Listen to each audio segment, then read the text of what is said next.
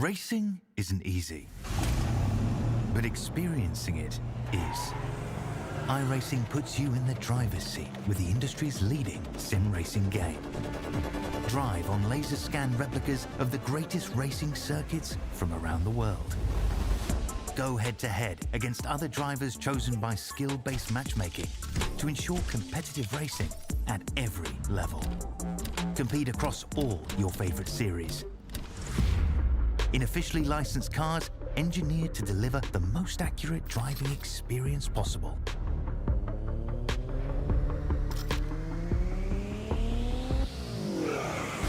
Join a race or host your own with players from across the globe. Race against the computer or in a league with friends. Feel the thrill behind the wheel. Visit iRacing.com.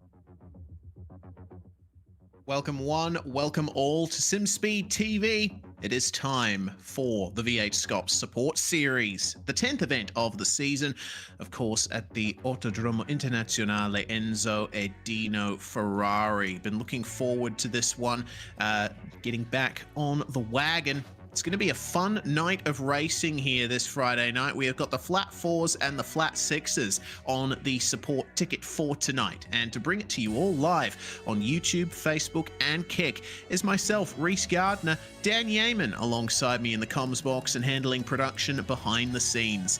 Well, Dan, this is a fantastic track, I'm sure you'd agree. We had AOG V8s here just a couple of weeks ago, and now we get to go at it in V8SCOPS. Of course, with the support categories first up, a lot of heavy curbs around this place, which should bring a massive challenge to the drivers.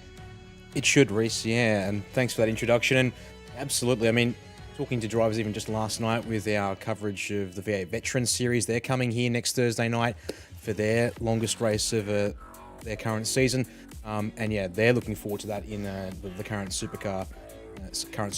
But yeah, even with the Flat 4s and Flat 6s here tonight, should be a blast as well as we settle in to the northeastern, or the eastern side up north here in the Emilia-Romagna region of Italy, and down to the circuit itself. But yeah, curbs there for the taking, but at the same time, it's now been about 18 months or so since the off-track updates tighten things up a little bit, especially up around Variante Alta, which will make things a little more interesting for drivers who are pushing it, because they might push a little bit too hard in that respect. But otherwise, yeah, great circuit. Obviously, a long and storied history, both positive and I guess also somber as well, of course, with Ayrton Senna obviously being the most notable of unfortunate victims at this place.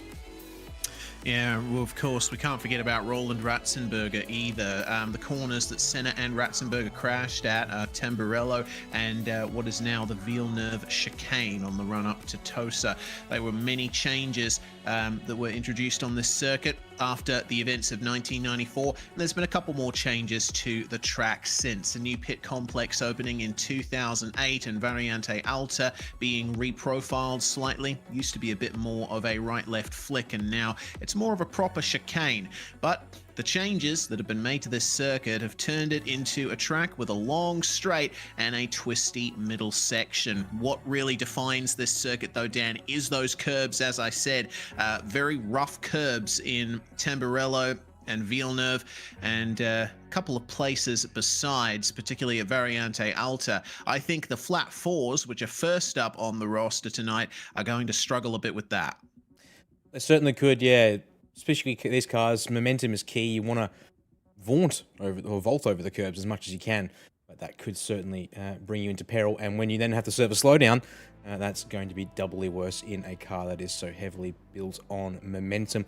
Speaking of which, here's what we've got coming up for us tonight in terms of their running here at Imola. It'll be 3 races of 20 minutes each for these flat 4 machines. They're currently just over halfway through their 10 minutes of qualifying as well. And don't forget, as you can see there in race 2, we'll fully invert the grid to see how the drivers can shake things up when they're working their way back through the field. And before we do go to qualifying, here's how things stand race championship-wise coming into tonight's bit of racing here for the flat 4s. Indeed. Well, Robert Henry from Henry King, and it's looking like a nice gap that Henry enjoys. Some 87 odd points of a gap ahead of Henry King. And of course, Ewan Baker still in the championship fight as well, not far behind King. We can throw Cameron Dance in there as well. It's also close between De Graaf, Hobbs, and Christensen, both covered by 36 points there from 5th to 7th. And of course, Haywood enjoying a slight gap over Steadmiller, with Allen rounding out the top 10. It's been a bit of a varied field that's competed in this series, but Robert Henry has remained at the top and is currently looking good in qualifying with a 204.6 on the roster for him.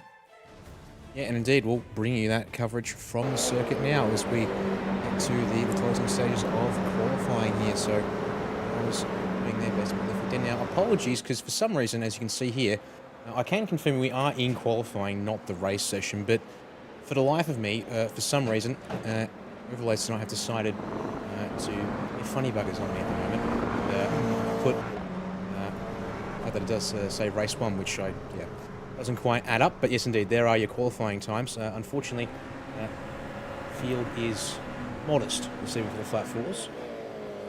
But nevertheless, we have seen these we do have a total of 9 cars currently in the server, only 6 to set times at this current moment. Yeah, Cameron Dance, who we saw off in the weeds on the run out of Variante Alta just then, has yet to set a time, and well, he hasn't got any time left really to set a lap. We're coming up to 1:10 to go, just over a minute now, and of course, this being a heat session, it's going to be a hard cut to the end of qualifying. So Cameron Dance has not even made it to the line here, and unfortunately, he's not going to have a chance to set a time on the grid. Looking further up, oh, that's championship leader Robert Henry going for a bit of a tour through the grass at Tamburello. He gave a nice slipstream to Dean Alessi and Troy Allen, who actually goes into the grass himself. It seems the drivers are having a little trouble keeping it on the track in this qualifying session. Yeah, perhaps a little bit here, but probably just also a few things in the background now. It seems other things like team names and such, which unfortunately would normally show up below drivers' names. Which would be because that was set on each other's. That's good. Okay, no, that was a error behind the keyboard, not in front of it. Moment there. There we go. We will have team names at least. I just cross my fingers and sincerely hope that come a couple of moments' time, we'll actually have things behaving themselves with the race timer and such. But we'll get to that when we get to that, I guess, at this point. Yeah, we will indeed. Heat 1 is live now, and Robert Henry has taken pole position for the first race, with Troy Allen starting alongside him, getting very close to Robert Henry on his last lap, actually, I should point out, only 600 separating them. Another 2/10 behind is Dean Alessi, with Dan Stevens starting alongside him. Then we have Ben Christensen and Henry King in the Jinx Shifters machines, the last 2 cars to set qualifying times. Then Cameron Dance will be gridded ahead of Matt Haywood and Lindsay Hobbs to round out our 9-car field for this edition of the Flat 4s. Cameron Dance, we know, is a very quick driver, so I'll be interested to see just how far he can work his way up this field, or if we end up seeing some chaos on the grass here on the first lap. Yeah, this could be it could be interesting here. plenty of space on this track to go at least 2. 3 wide is quite plausible in quite a few positions as well, and given a small pack of cars that we do have here this evening, I would kind of say I wouldn't be surprised if we get something a little creative, chaotic, if you will. I guess we'll have to wait and see as to how things play out, as we're just going to have to wait on the grid timer to elapse here before we're able to get this one underway. As of the we have manual safety cars in the session, meaning that we will be on the clock here for a second. We do have a couple of drivers also on Zoom tonight as well here in the flat fours. Robert Henry on pole there is one of our drivers. In fact, a total of 4 from the field here tonight. Also got Cameron Dance, be further on down the pack. In there in that Orbit Motorsport number purple machine. Just in front of him, Benny Christensen, who actually hasn't quite hit... No, he has hit the grid. And we're going to go racing here in a second. Anyways, we'll get to the other drivers in a moment when their time comes around, as it's race 1 now goes green. And Henry King, unfortunately, has gone nowhere there on the left side of the grid. Yeah, King all the way at the back there. It looks like either he wasn't, he hadn't started up the car in time, or maybe stalled it out. Unsure exactly, but down to the first proper corner they go, and Robert Henry leads the way out of turn 1. Troy Allen following. Little bit of a wobbly moment for Matt Haywood, far behind, and he's managed to get it going again as well. Henry King managing to get off to an all-right start as well, despite his issues. Cameron Dance already slicing and dicing his way through this field there, just making the pass on Dean Alessi, is now up into 3rd spot by the time they get to Tosa. It's a hard charging start, and that's what Cam will be wanting after not getting the qualifying time in the books. You can see there, Dan Stevens looking to apply some pressure to Alessi here off of the Tosa hairpin for the first time they climb up towards Piratella here. And Dance, he's sitting pretty close to the back bumper of Troy Allen, and indeed looking to make a run here as we come down to Aqua Minerale for the first time, and he'll certainly want to do that because Robert Henry's been given a bit of a free pass here, it would seem, as we come down here for the first time. Yeah, a bit of slipstream was assisting Troy Allen on his last qualifying lap, I think, so without the benefit of that, we see that he's not quite able to keep up with Robert Henry at the moment, and Dance is not able to make his way past coming into Variante Alta. He can make passes at this sequence, as we just see there with Lindsay Hobbs having to make way for Dean Alessi, but it's easier said than done at the best of times. Now it is the run down to Ravazza. This is a double left-hander to end this lap. And it looks like Cameron Dance is just biding his time here, waiting for the opportunity, which is that long straight, slipstream time. Yeah, no surprises here that making sure you're in position to get a massive slipstream down the front straight is going to be very helpful indeed. And the car that's got not a lot of horsepower to its name, he'll take full advantage. Allen will defend best he can, but the car's width opens up there on the left-hand side of the straightaway, though he's going to give just a car's width only there as they cross the line to end their first lap of racing in this one so far, but it looks like that might just be, and there we go, place taken by the time they reach Tamburello there for Cameron Dance. Well, there we go. Done and dusted for Dance, up into 2nd spot now, and that little bit of battling has brought Dan Stevens right into contact with Troy Allen for the last spot on the podium. Will it be an all-Kiwi podium here in the flat fours? Looks like Troy Allen is going to help Dan Stevens along with that a little bit.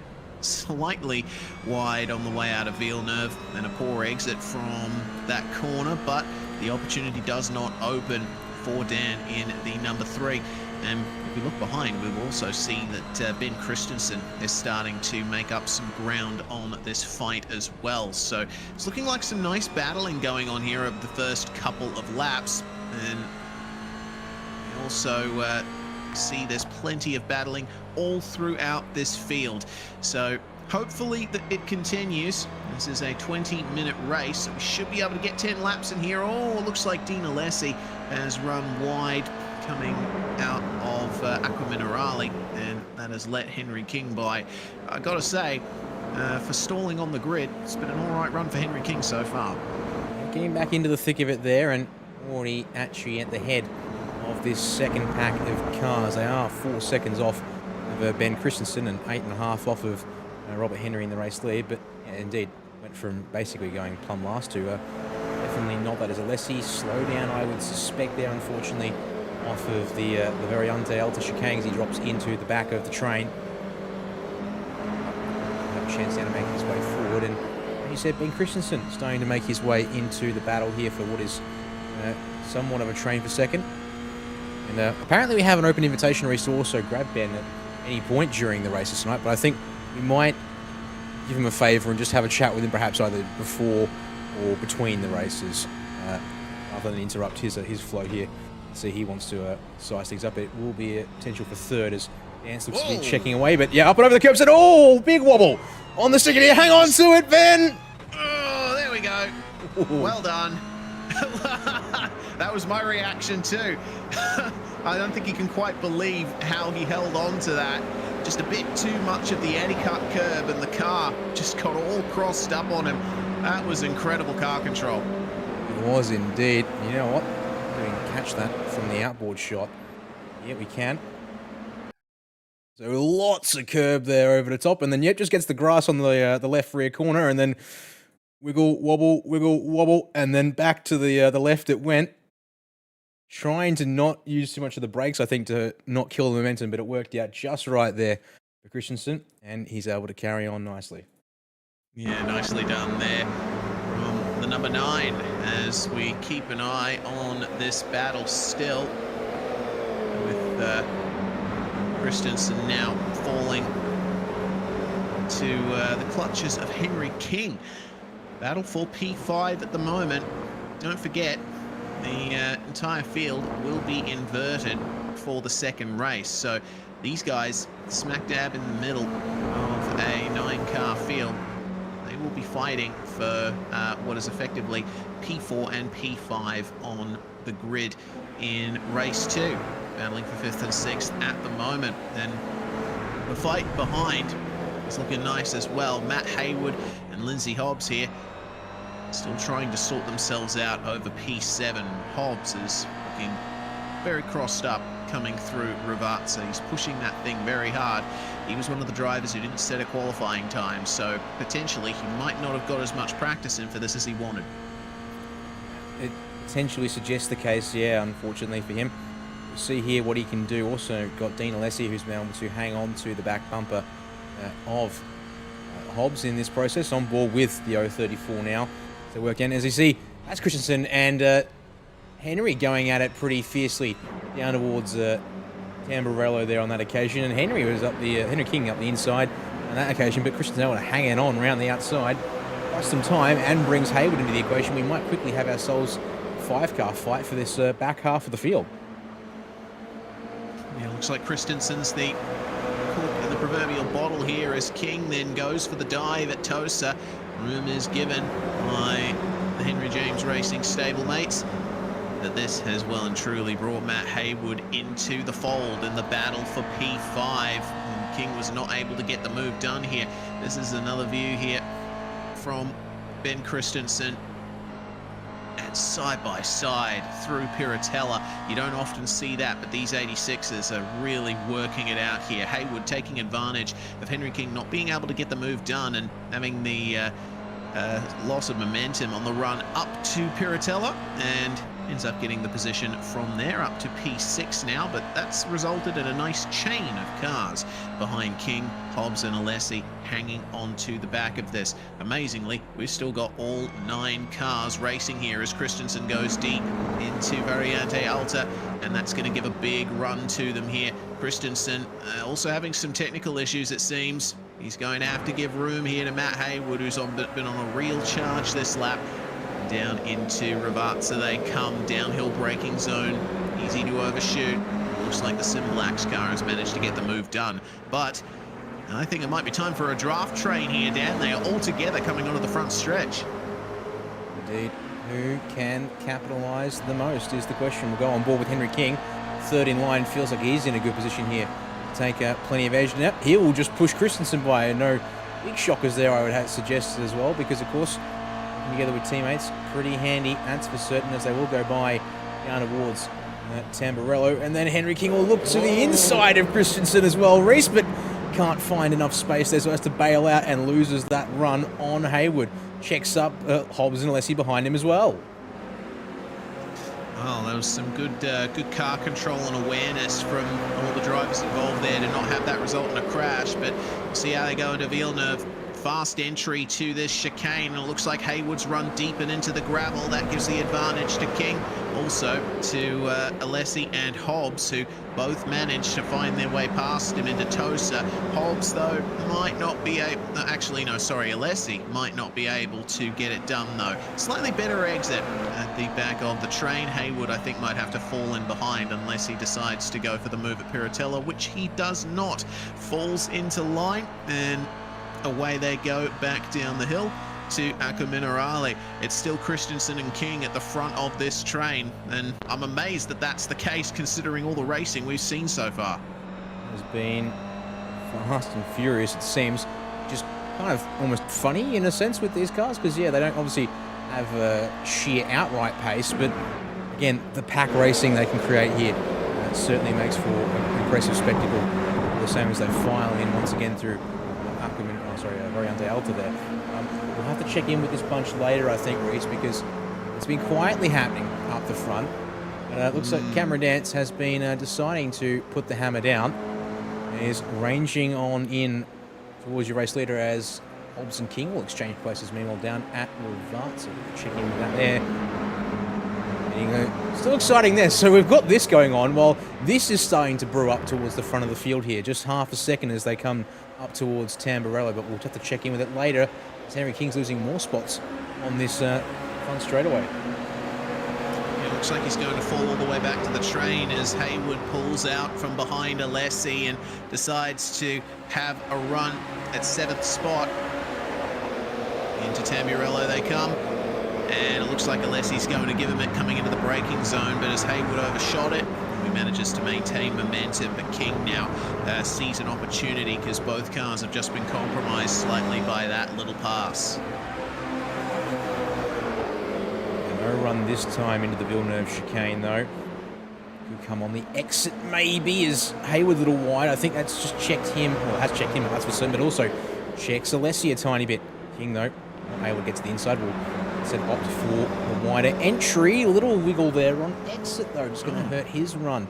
Meanwhile, while all that's been happening, we did miss this. So, indeed, lo and behold, that's most certainly worth a look at once again. Yeah, and this is where it happened at Villeneuve. Unfortunately, Robert Henry getting too much curve and going straight on at Villeneuve through the gravel.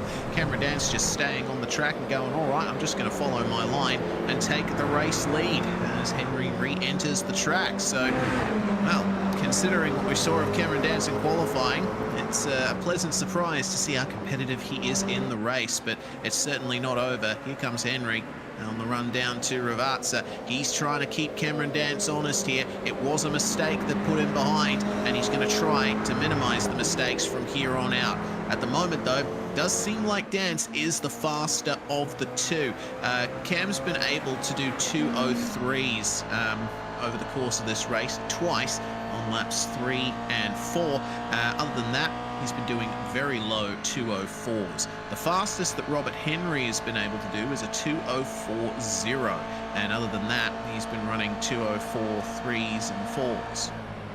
As Dance goes up the inside into Tamburello now, keeping up with the slipstream. That's a lot of curb from both of them, but they managed to keep control. Just bringing up at you there. Looks like, in case of Cameron Dance, he's got perhaps faster times, Reese, but they're not valid. So that might explain a little bit as to how perhaps it's the pace is coming here. Off-track are part of the game, I guess you could say, in the sense that if you can use them right, you also got 20 incidents to play with, and that means you're talking around this circuit about a full 2 a minute, given the pace that they're doing that you can probably work with, although you might want some to play with down the line, but Dias oh, it's still on here for this bunch. Alessi, though, finds the dirt on the way into Tosa, but no one's going to hit him, it looks like. Wow, that's amazing. In any other series, I think that would result in a big pile-up, but amazingly, it's all worked out fine. We'll have another look at how that went down. Looks like Alessi here. Actually, Hobbs, yeah. Hobbs getting into Villeneuve. Yeah, it's just positioning of Alessi trying to get that wide entry. Unfortunately, goes a bit too wide. The entry and puts the right rear in the dirt. Thankfully, yeah, Matt Hayward able to go around the outside of Tosa. Henry King sneaks up the inside, so we avoid any troubles there as this battle group continues here. Even if it might be the back half of the field, and we've still got just under 6 minutes left in this race to determine where they'll line up for race 2, which is still coming up. Apologies for anyone who's looking at the thing going where race 1 go. This is still it right here. I've unfortunately been unable to resolve that whilst we've been racing. Magic hide and come back has failed me a couple of times, unfortunately. Oh well, rest assured this is race 1 and it's just entered its 8th lap. We only have 5 minutes to go on the clock, and Cameron Dance and Robert Henry are still battling hard for the lead of this one. Henry on the racing line, but Dance has the inside for the first proper corner, and he will come out of it as well as enter it in the lead, but slightly compromises his line through the entire complex. That allows Robert Henry to get a slight run on him, but he's not going to have any room to get by coming into Villeneuve. This is one of the places where you can almost bet that your rival will make a mistake, and there's a slight one there from Dance. Opens the door to Henry on the inside, and Tosa will belong to the number 7. Good exit. Didn't go all the way to the outside though, because Dance was still there, and I think that's been a defining aspect of the racing here so far, Dan. The driver that makes the move up the inside just isn't able to get a run out of the corner.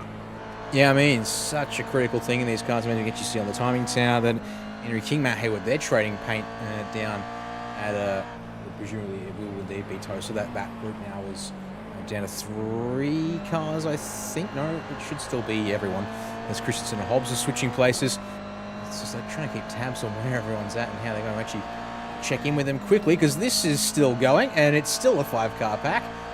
I want to give Robert Henry here on Zoom with us tonight and give him a moment of airtime as well, but it feels like really I should try and look away from this bunch of cars, and well, anything could be happening if I do so. Yeah, it seems it's never quite let up, has it, into Variante Alta for the 8th time here. Christensen was just holding on to the front end of his car at the front of this pack. We keep our eyes on board here with Dean Alessi, who's trying desperately not to finish last in this race, though he's having a lot of fun doing it. Matt Hayward, despite having tried to make his way to the front of this pack, has not quite been able to hold on to it. The Simblax car is looking very dancy in the rear end. There could be another pass here. They're starting to lose a bit of touch with the pack in front, which means there won't be as much slipstream for Hayward to benefit from. Christensen, meanwhile, having a little sippy sip on his way down the front stretch. He's got time and space to do so. Here's one of the perks of the GR86, if you can call it that, I guess. Straightaways seem far longer than usual, as that's Alessi up the inside of Hayward at Tamburello, but Hayward flies over the second half of the curbing. He'll hang on to the spot for now as they continue to scrap, but all this means is the gap ahead is now increasing past 2 seconds there on the timing towers. That is an interval margin between all of the drivers currently out on circuit. That just means that Hayward's now got even much harder time now, because he won't have any advantage of slipstream, and Alessi's going to go for the inside here at Tosa on this occasion. That might be enough to seal the deal if he can get the run, and indeed gets clear on the initial part of the exit. All right, Alessi keeps it up with Christensen now side by side with Henry King coming into Piratella, and look at Lindsay Hobbs. He's going to have a go at this now. Brilliant 3-car pack on the way down to Aqua Minerale. Battle behind has worked out for the time being in Dean Alessi's favour. Don't know how long that will last though, with how hard Matt Hayward has been racing so far. King though to the front of the pack now. Christensen has spent a lot of time leading this pack now. He has to be the follower. It looks like at least one of the Jinx Shifters cars gets an all-right exit, and Christensen's still struggling with internet issues. That won't inspire much confidence in Lindsay Hobbs here. Yeah, it might not, that's for certain, but thankfully seems to be restricted to limited blips here and there, which means that they can carry on and keep the racing action going. See, though, who gets the run here off Ravata 2. Answer, I would say, slight advantage to Christensen there.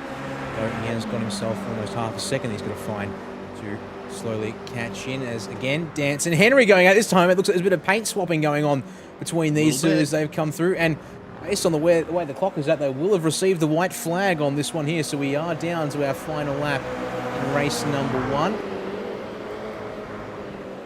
Indeed we are. And both of them monstering these curbs.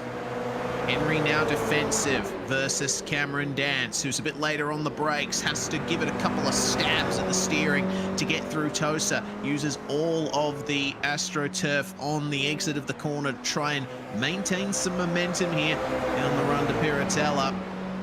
Will he be able to hold side by side, or will he try his best to follow behind on the way around the rest of the lap? Henry almost squeezing him off the road there, but that was his corner. He was well ahead. Dance is going to push it hard into Aqua Minerale, though loses the rear end slightly. So does Henry. He catches the grass and he's off into the concrete.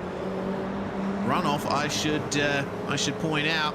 And that's given all the advantage that Cameron Dance needs on this final lap. The championship leader will likely finish second here unless there is one final error from Cameron Dance. And look at who's starting to reel him in. Troy Allen. He's trying his best to make good on the potential pace that he's shown in this race, but he's just not close enough to get any slipstream benefit. Down to the final braking zone of the lap then. Do any of them make an error? Cameron Dance gets through cleanly. So does Henry, so does Allen. It looks like this is the order that they are going to finish in. Out of the final corner then, for Cameron Dance, car number 6 is going to take race victory number 1 here at Imola tonight.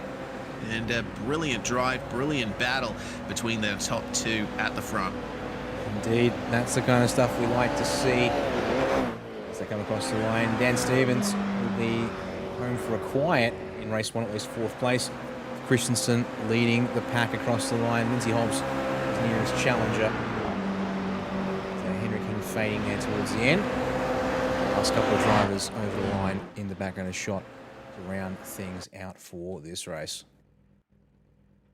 All right, so that's how things stack up. 1.3 seconds is the gap between Dance and Henry, with Allen completing the podium. Stevens manages to finish 4th, all on his lonesome, ahead of Christensen, Hobbs, King, Alessi, and Haywood. Flip them all around, and that will be your starting order for the second race, which is going up now. Go through the grid here, and just keep our eyes out here. Haywood alone on the first row here because the safety car is gridded with the rest of the field, but they won't be taking to it. Alessi and King will start behind them, followed by Hobbs and Christensen, then Stevens and Allen. Final row of the grid will be Robert Henry and Cameron Dance. Now, with this full field invert, Dan, it is possible for a driver to work their way through and take a dominant race victory. We have seen it happen before a few times, but I think it's going to be a bit difficult for Henry and Dance, especially considering how close the fighting was in the midfield last race. But we'll have to keep an eye out for that one. The clock has hit 0 on the grid timer, and we go for it. Good start from all of our field this time. Slightly slower start from Ben Christensen. Looks like Stevens is side by side with Troy Allen, and Cameron Dance is trying to find a way through there on the outside. Almost gets squeezed into the grass, but he will get on the racing line coming into the first corner, leading the way out of turn 1. It is Matt Haywood, and oh dear, Matt's created a little bit of a kerfuffle. Looks like Henry King just holding onto the car. He is at the back once more. A little slip and slide there through Tamburello. Hurt his momentum. The rest of the field, though, will carry on, it seems, for now. Racing speeds is no. That's going to be multiple cars in the MFR squad off. So that's Alessi now in the background. You've got Lindsay Hobbs here, unfortunately, out way in the gravel there at Tosa. All right, that one's going to need a couple of looks at again, it seems, because unfortunately that's a lot of cars all having moments through that one there. Alessi's on the radio about something on the exit of Villeneuve there. Okay. Oh, yeah, Leslie's actually in the wall, and he is unfortunately at a standstill. Something's gone terribly wrong for him. It doesn't look like there's been contact with anyone, but Alessi, I think, being the one to cause the contact after a mistake and wiggling around back onto the circuit, actually made contact with Lindsay Hobbs, and that put him straight into the barriers as well. That's unfortunate. We'll get to that in a moment here at the end of lap 1 of this second race, which, yeah, well, crazy start. Cam Dance looks to have been the one to be able to profit the most off it for now. He's got Robert Henry in tow, just in front of us here as we ride on board with Dan Stevens for a moment. And the final driver that we, you know, I didn't even ride on board with Cam Dance. We've still got Cam Dance to go have a look at from the field of Flat 4 drivers, providing us with Zoom feeds for this evening. As they wind on up. Meanwhile, in front of the field though, it might be interesting to see how Christensen goes here as we head down towards Tamburello for the first time, as he goes to the outside of Matt Haywood here. Gonna get held up though on the outside, although he can come back, but over the curbs. Oh, bit of contact. Stalls their run, and Cameron Dance says, thank you very much. I'll take prime opportunity off that one if he can. And he does. Inside line for the next corner, and that's Cam Dance back through to the lead. It's only lap 2. And Christensen's got some serious wheel work going on there. Villeneuve and gets a clip as Robert Henry's got the momentum down. Stevens going to eye him off here as well, maybe. Has to leave a cast with on the inside of Tosa, but they get through. Well, fireworks starting to come out to play quite early on, it feels, in this race. They get through. First lap and a half in one piece still. Yes. Unfortunately, can't quite say the same for Dean Alessi and Lindsay Hobbs. Hobbs is continuing, but is battered, and I think Dean Alessi is out now as, oh wow, that's a lot of curb usage there from Christensen as Robert Henry tries to defend second place from him here. It looked like a slight mistake from Henry coming through Acqua Minerale. Haywood has managed to work his way ahead of these guys and is enjoying a nice gap as they battle hard. Certainly are battling hard, that is indeed. Dan Stevens staying with them quite comfortably, but all this battling is giving Henry King a bit of a chance to get back into things after his little slip and slide through Tamburello. Also giving that Haywood a chance to only focus forward at the race leader of Cameron Dance. So a good run there for Christensen in that number 9 machine. Winding on up once again, and probably pop out to out of the draft, I would think here. See if that holds true as we come down towards Tamburello. Well, in the slipstream, Ben Christensen, he's snatching a little bit more there on the way down to the first braking zone of the lap and up the inside. That's a nice move there. Robert Henry having to make way for him, but ultimately that was concluded in a reasonable fashion. Lindsay Hobbs has jumped into the pits meanwhile, presumably to get some damage repaired, but these guys will be fighting hard over third on back. Looks like Matt Haywood is enjoying this because he's still jetting ahead of these guys as Henry tries around the outside coming into Tosa. Dan Stevens is right there with them as well. We cannot forget about Henry King either. Once again, looks like the midfield is where the battling's at. It sure is where the battling is definitely out here tonight. It's up into Urotella. Stevens down low in the rev range there. Maybe could have wanted a lower gear, but opts to keep it in fourth. And doesn't lose too much, it seems, as Henry now really hustling the rear of Christensen through Acqua Minerale here on what is currently the fourth lap of this race. No, third lap of this race, pardon me. It's in deep a little bit for Christensen. He's going to have to pull it up a bit, but at the same time, Henry almost parking it really harshly through the apexes there at the very untail to Dan Stevens, not really finding much of a run as a result. Yeah, still enjoying a nice slipstream from Robert Henry on the way down to Ravazza though. Down into the corner, it looks like Christensen is keeping it stable up ahead of these guys, and Stevens hard on the brakes in his attempt to move forward, but it's not going to happen at the moment. Slipstream opportunity once more here down the front straight, with Cameron Dance setting the fastest lap there, and that is a 2:04.5. He was able to get into the 2:03.8 in the first race here. That's a lovely view of them braking for the first couple of corners. Christensen all over the curb, and Robert Henry trying to find his way past him there. King and Stevens together as well. They are 2 by 2 at the moment in terms of battle groups, and it looks like King's getting the run he needs on Stevens, and then lets him go on the way into Villeneuve. That's a change for position there. King now up into 5th place, but for how long as he goes off the circuit? Stevens on the racing line, brakes hard for Tosa and tries to make his way back past. But it's all about holding mid-corner momentum in these cars, and it looks like King has just managed to hold on to enough to stay close. It's getting a little bit interesting, meanwhile, between Henry and Christensen here. 3rd place as they start squabbling extremely aggressively there of Tosa. I think a little bit of a panel rub that upset the car's momentum. Yeah, Christensen will cover the inside, and Hakim and Riley, and a bit of a bump there as they come down into the slower part of the complex and kind of check up. Will help Stevens and King behind get back into this and make it a proper forecast scrap. See though how Henry King chooses to play things, because he's still sitting back a little bit for now at least. Yeah, good run off of the chicane, Reese, but again, it's covered just in time by Christensen, but he then actually opens the door back up a fraction on the run down here towards the Rivazes. Yeah, there's just enough of a gap for Robert Henry to take advantage of, and makes his way past, but not without a slight tap. Christensen could get the over-under here.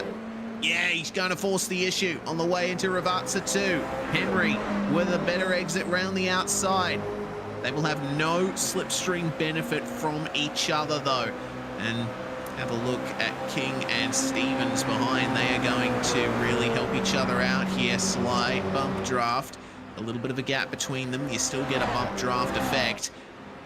And they are indeed making up time on these two. Who is the bravest on the brakes? It looks like it is going to be Christensen, who moves ahead into Tamburello. But again, he gets crossed up over the curbs. Stevens with a much more direct line through. He is right with Robert Henry now. And Henry King will keep his eye in as well. There we go. 4-car battle pack has arrived to party. Stevens, see what he can do there. Tries to keep the momentum up. Whereas Henry, if they're not afraid of vaulting it over the curbs, it'll be Henry King in the background to show the nose on Stevens, and it just gets Stevens to open up the corner there, which was going to hurt and does hurt his run there. Yeah, these guys are certainly putting it on.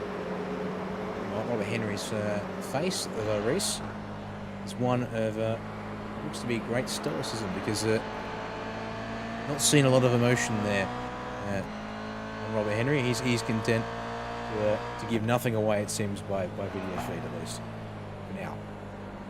Yeah, I'd say that is focus on Robert Henry's face. He's keeping an eye on Christensen. He's noting every movement that car makes, every gap that potentially opens, like that one on the way up to Variante Alta. Christensen gives him just enough room to squeeze through, and it looks like a lovely direct line over the curbs. That is Robert Henry to the front of this pack, and you barely saw it betrayed on his face. That was fantastic stuff there. Well, they scrapped, actually able to eke out a small margin over Dan Stevens and Henry King. Again, mostly comes down to what happened back at Tosa on this lap. They're all pushing the limits so hard there through the corner, leaving absolutely nothing to spare on the track. And they make the run round that double left-hand complex. Is already halfway into this race, Reese. Just like that, the time flies by. These drivers, oh, here we go. I should say, here we go again. Christensen going to have to go the long way around, though, once we get down to Tamburello here. It's offered up. He'll do it. At least he'll commit to it. Can he park it up? Dan Stevens eyeing off. Potentially a run there. Henry with the better inside line out of Tamburello, and look at King. He's going to get the slipstream here. It almost goes 2 by 2 into Villeneuve. Oh, goodness me, Christensen on the outside. They come together. Oh, no. There we go. That's what the battle was building up to. Robert Henry with some heavy damage to the number 7. Just looked to me like Christensen, he was trying to hold the inside, and Henry was doing his best to give him a little bit of room, but it seems like Christensen went in just a little too hot. Unfortunately, both Stevens and King have gotten damage from that. Yeah, that's how quickly that comes apart there, because two cars, you say, damaged in addition to Robert Henry there, in the form of Henry King and Dan Stevens, to see how much it affects them, because Stevens is the one who actually comes off. Oh, hang on. Stevens and Christensen down into Ackerman and Riley. They're getting a little interesting as well, perhaps. Right. Exit of Tosa. Looked like Christensen had a big slide as well. So that's brought him right back into the pack. So everyone in the frame right now is walking wounded, except for Troy Allen. See what he can make eventually. Let's see if we can pick up here what happened between Christensen and Stevens first, as Dan's actually getting a bit hot there, actually, apologies. So it just unfortunately upsets him, his car on the run. And then another look here. What happened with Robert Henry? We'll go back to an outside shot. We might want this one. Take a picture if we can. Yeah, the curb usage from Christensen just launches the cup, and then Henry King, full tilt for him, unfortunately. Full tilt means he's not able to adjust his line, per se, to accommodate for that moment there in front of him. Indeed. Well, 7 minutes to go in the race now, and seems that Robert Henry has managed to continue on with a bit of damage to the front bumper. The battling still goes on ahead of him. Cameron Dan's led by 7 seconds at the line. I'll tell you what, it's looking hard for him to be beaten here, and it might just be a shoe-in for a round victory if Robert Henry's bad luck continues. Troy Allen and Dan Stevens will keep fighting over his final position in the top 5, and Allen, though making the move on Stevens, hasn't quite been able to get away from him on this lap so far. It's that move done at the Villeneuve chicane. We'll see if there's still, if there's a pace deficit, I should say, in the number 3 middle finger racing entry as they work down into Riley once again. Making the climb back up and out. Just trying to keep tabs on where things are at. I mean, we do need to check in. Actually, let's try this camera out. Ah, lovely. We've got more camera angles to work with here. The art of production is sometimes just experimenting constantly and finding out what you've got whilst you're in the middle of live production. It's probably not the right take to have. In my defense, I was trying to figure out why my timing is all kinds of kooky, and it now says Constellation, which is the actual session name of iRacing, but I would rather it said race 2, but apparently that's going to be nice. This right. Yeah, we'll have to wait and see on that. Well, there's Cameron Dance in the lead of this race, and a more dominant lead you will rarely see in most of the series he competes in. Troy Allen, though, getting onto the fastest lap rostrum there, 204.5. Cameron Dance, I think, realizing that he doesn't have much of a threat for victory at the moment, and so he's just backing off in terms of pace. Not quite able to match his pace from race 1 there, but we keep an eye on Troy Allen. He's actually started to get away from Dan Stevens now. Took advantage of the slipstream down the front stretch and is right on the back of the Henry James Racing pair of King and Christensen. Poor run for Christensen out of Villeneuve. He's defensive into Tosa. Could it be a late apex? Could it be just slamming on the throttle and getting a great run out of the corner for Allen? Unfortunately, the teammates are boxing him in. Oh, it is a shame indeed. And they'll just work that one nicely. Henry King, the worst of these 3 at least, off of Tosa there. And what it does mean is that Christensen gets on by, and so will Allen, although he does get clear. There we go. So fully clear by the time we come down into Ackerman Riley here in this lap. Stevens, I think, damage might just be telling here, because he had the pace to run 4th in race 1, but is sitting here in this pack of P6 and not really going forward with the other drivers. The straightaways, it seems, is just staying with them by virtue of some of the scrapping we're seeing. Of course, this one so far, more than anything else, it feels like.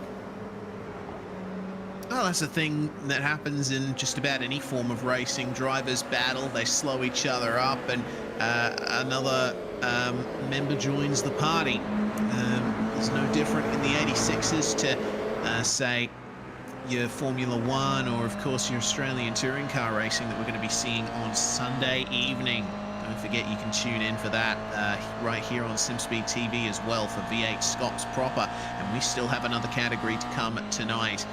We have to finish the final 3 minutes of this race and then go on for another 20 minutes in race 3 though to really crown a winner in the flat 4s. Look at the potential move there from Troy Allen, psyching out Ben Christensen potentially, or at least an attempt to. It hasn't worked this time though. He'll be looking for an opportunity later.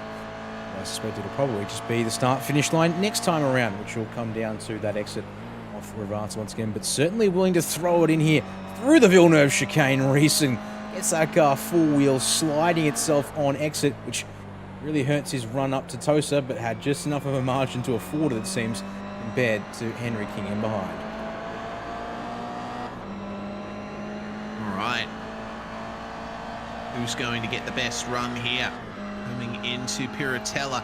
Beautiful sweeping corner, one of my favorite ones on the circuit. Big curb on the inside and plenty of AstroTurf to use on the exit, though that is slippery. You do need to avoid it if you want to really be quick around here. Aqua Minerale, you're braking and turning at the same time, which you often don't want to do in these cars. They have a very light rear end and skinny tires, which means any loss of grip in the rear you get through a turn is just exacerbated and ends up exponentially getting worse. But they're all keeping it nice and stable now. Smooth is fast, and all these drivers looking smooth despite their earlier issues. Unfortunately, Dan Stevens dropping further away. In fact, actually coming into the clutches of Robert Henry. We'll jump back to the number 7 here. Still P7 currently, but I reckon P6 will be comfortably his whilst all of this has been happening. Cameron Dance at the front of the field. We've headed on past Barney. And if I bring up Barney, we'll see here indeed the old white flag being waved there. That's Matt Haywood swinging on by there in second place. That's just how spread the field is. Let's see though, Troy Allen is right there. Where can he go here to try and set something up on this final lap? Yeah, what will he be able to do? Troy Allen, the inside belongs to Ben Christensen. So Allen's going to have to wait a couple more corners for another shot at it. That little bit of side-by-side running has, again, started to close the gap for Henry King. And he might well be a part of this battle before we know it. This is such an entertaining battle. It has been the whole race. And as Christensen goes deep into Villeneuve, well, this could be the opportunity that Troy Allen is looking for. Christensen on the inside. They are close once more. Robert Henry, meanwhile, trying his best to fend off against Lindsay Hobbs way in the back. That's actually Dan Stevens. He's caught up to and cleared. Yeah. Unfortunately for Lindsay Hobbs, hasn't come out of the pits for 3 laps now. It's now a 3-way fight for third again, as Henry King, not close enough in the first half of the lap, has been able to range up to the back of these two here as they've scrapped and exchanged places and lost the rhythm that they would like here as they climb out of Minerale for the final time in this race. Looking to see who gets the run here into the very untailed. It will be defended by Christensen. Allen get a slingshot or an exit here. The answer is I'm not so sure as we come out for the final time. Rivata still left to go. Reese, that's final braking zone on the lap, and Allen's closing, so the defense comes early. Yeah, good run for Allen. Just a car width being left on the inside there, and Allen is not able to make the move. Race is over, and Cameron Dance will cross the line and take victory in the second race here, putting him on course to win the round. Matt Haywood will finish in second, and right at the very end of it, Henry King goes into the pits to finish off the race, potentially coming afoul of the incident limit. But in the end, looks like Christensen holding off Troy Allen for 3rd place. I'm going to say maybe that's a case of possibly picking up an iRacing slowdown penalty that he didn't serve, perhaps trying to stay in that one. That or it is incident points. Maybe we'll try and get confirmation of that during the break here. But speaking of, you can now bring up the results from race number 2 of 3 for the evening here. The 10-second margin in the hands of Cameron Dance there seems somewhat comprehensive, but almost sort of felt like it was a case of a happenstance that he was able to break away from Matt Haywood there, just getting to the front early and checking out. Ben Christensen, though, just edges out Troy Allen there for the final step on the podium. 4th, therefore, for the number 23 MF Racing Machine. Robert Henry, good recovery, I have to say, though, Reese, to get back into P5 there and getting past Dan Stevens. And unfortunately for Henry King, late penalty will see him across the line 7th and the final driver to finish the race. And Lindsay Hobbs was able to get back out onto the circuit, but I don't think he's covered enough distance to get points. And unfortunately, Dean Alessi out very early indeed. Well, that's going to bring to a conclusion 2/3 of the racing action for this one. We'll take a very short break here on SimSpeed TV, and we'll be back for race 3 in just a moment's time.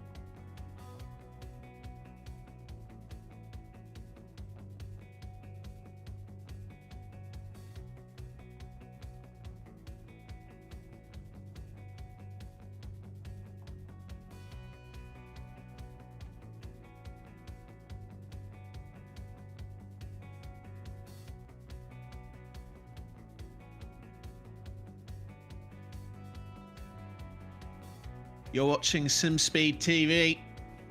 A little bit of a step aside, and we return here for the final race of the night in the Flat 4 category here, part of the V8SCOPS Support Series for 2023. So Imola has really turned it on in terms of action so far, and we'll see if Cameron Dance can get 3 from 3 in terms of race wins. He starts alongside Simblax's Matt Haywood on the front row of the grid, with Ben Christensen and Troy Allen taking up the second row. Robert Henry, well, finished 2nd in race 1, 5th in race 2. So let's see if he can get back onto the podium, with Dan Stevens starting alongside Henry King, and Lindsay Hobbs will be on the 4th row, and Dean Alessi will take to the start in 9th spot. Unfortunately, he wasn't quite able to make good on his qualifying pace so far tonight. Will he have a chance this time round? They are currently gridding, and not much time left until the revs rise and we go for our final standing start of the Flat 4s. The GR86 Cup cars put the power down, and away they go for race 3. Cameron Dance getting pressured already by Matt Haywood, who got a very good start off the line, Dan. Did indeed, as Lindsay Hobbs also went 3 wide for a moment there off the start, but no dice yet, as Dance will have to take the inside line nice and narrow there on Haywood, but makes it work. Meanwhile, at the back of the field, it's Dan Stevens, who unfortunately has had the worst start of them all, and now has to work his way back into the rhythm. Henry King leading this back quartet. So it looks like for once, Henry King not getting the roughest start of them all here, Reese. So a small check mark for him to get things started. And already it's on again between Troy Allen and Ben Christensen. It's already on the defensive here. This is position number 4 in this race as they get up to racing speed here. Everyone's managed to keep it nice and clean over the course of the first lap. Christensen looking back at Allen, and we got very close on the way into Piratella there. Got to wait a couple of laps for the tyres to really start working their magic. The cars will be extra skittish on these opening laps. Cameron Dance almost found that out the hard way just then. A little bit of an oversteer moment, but that looks like a good run out of Aqua Minerale for Troy Allen. Christensen looking over to his right to see Allen emerge from behind.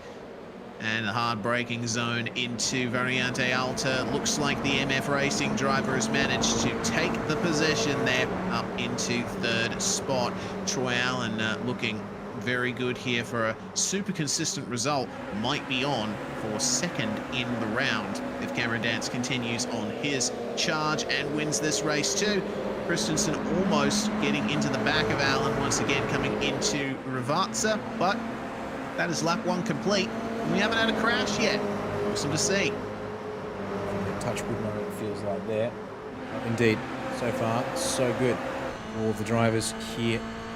And Stevens, who is starting to make a bit of a recovery drive back, got past Dean Alessi on that current lap as we go on board, and also show you what it looks like from this perspective with all of the shifters, the button box. I'm always a tiny bit jealous of Dan and his setup, because to be able to get a really awesome bits of kit together. Oh, hello! Oh, all right. That was nearly... that was a super close call there. Stevens had to get onto the grass to avoid Allen.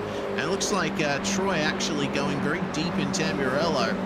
He tried his best to get out of the way of everybody, as we'll see on the replay here. So, Christensen. Was there contact? Doesn't look like it. On the way into the corner, Allen just overshot and got a little crossed up.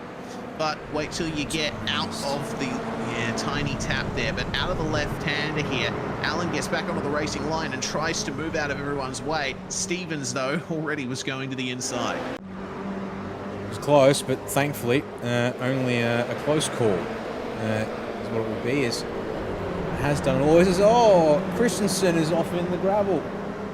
Oh no, that's the first time we've seen him in a standstill tonight. And that was with Henry King, his teammate there. I think somehow involved. So not quite sure what's happened there to those guys. It's the entrance to that. We'll see it here on the replay for Ken real quick. He just parks it up a little bit and gets a tiny tap from Henry. And a bit of an oops from the two Jinx Shifters drivers there. Yeah, that's a shame there. Unfortunately, sometimes teammates can indeed come together. Sim racing in real life, very similar in that regard. In any case, looking a bit further up here, Henry King trying to hold on. But Lindsay Hobbs right on the back of him. This is the battle for fourth place as things stand. And Hobbs giving King a nice push down the straight, but able to get by into the first corner. And King really monstering the curbs there. He might have even gotten a slowdown from that. I'll have to wait and see there. Seems that he is maintaining his pace though. So once again, seems that as soon as you get to about 4th or 5th place, the battles just all blend into one. They do indeed. Unfortunately for Ben Christensen, it's gone from bad to worse. iRacing Black Flag picked up during that one there. And unfortunately, that will see him sitting in pit lane serving iRacing penalty, which means that it's going to be a while before we'll see him back out on track. Meanwhile, for the race lead once again between Robert Henry and Cameron Dance, resuming their race 1 duel. Been able to check out from Matt Hayward. He's been able to check out from the battle for 4th. These two drivers are ready to show us again what they've got after a good scrap that didn't quite make it to the line in race 1. I get the feeling we'll be more than willing to go the distance again. Yeah, I'm looking forward to seeing these guys fight on track once again. Really, it was a mistake in both races that kept Henry from really challenging Cam Dance for victory. Although first race was certainly a tight battle between the two of them all the way through. All Robert Henry has to do at this point is keep himself within a second of Cam Dance, and he'll be able to catch that slipstream. Every time they seem to come out of a corner, Henry just drops a little bit further behind. I'm going to compare lap times for them. Looks like Cameron Dance was able to do a 2:04.5 on the last lap versus a 2:04.6 for Henry. In terms of fastest laps, well, looks like Robert Henry actually has the best lap that counted. Cam Dance did go faster on the last lap, but apparently he got an off track because it did not count. Once again, track's playing their part as while we're on board with Dance there, looking back at Henry. Change for P6. Actually, a couple of changes of position there in the actual session, but ended up being in fourth to Troy Allen and Robert Henry is around Lindsay Hobbs. Apologies, because speaking of things. Lindsay Hobbs. Big old moment down at the Tosa hairpin. Sees him around. See if that was looks like it was just a mistake all on his own there. He was up behind Troy Allen, but unfortunately clipping the gravel and just going a little bit too deep into Tosa. Lost the rear, tried to recover it, and barely just kept it out of the tyre barrier there. So he'll continue without damage for the time being. He will. He's unfortunately now in a bit of a world of his own, which will certainly feel like it kind of sucks. But they do press on. Hopefully get back in with a chance at least. Is at the front, or further up towards the field. And Stevens through on Henry King on this lap earlier on as well. So up into P4 once again to try and emulate his race 1 result. If he can manage to do so, but of course the draft is strong. And here comes Henry King once again. Yep, steadily creeping up to the back of the number 3 GR86. And there he goes, pops out to the inside. This should give him the best run possible into the first corner. But as we've seen, it's so hard to judge how late you can break into this opening chicane. Stevens is going to keep it side by side, and a little bit of contact there sends King off the road, and slipping on through is Troy Allen. That's unfortunate there for Henry King. He does get back going, but he is a fair way off Stevens now, who resumes the position ahead of Allen. See if there's any redress given here.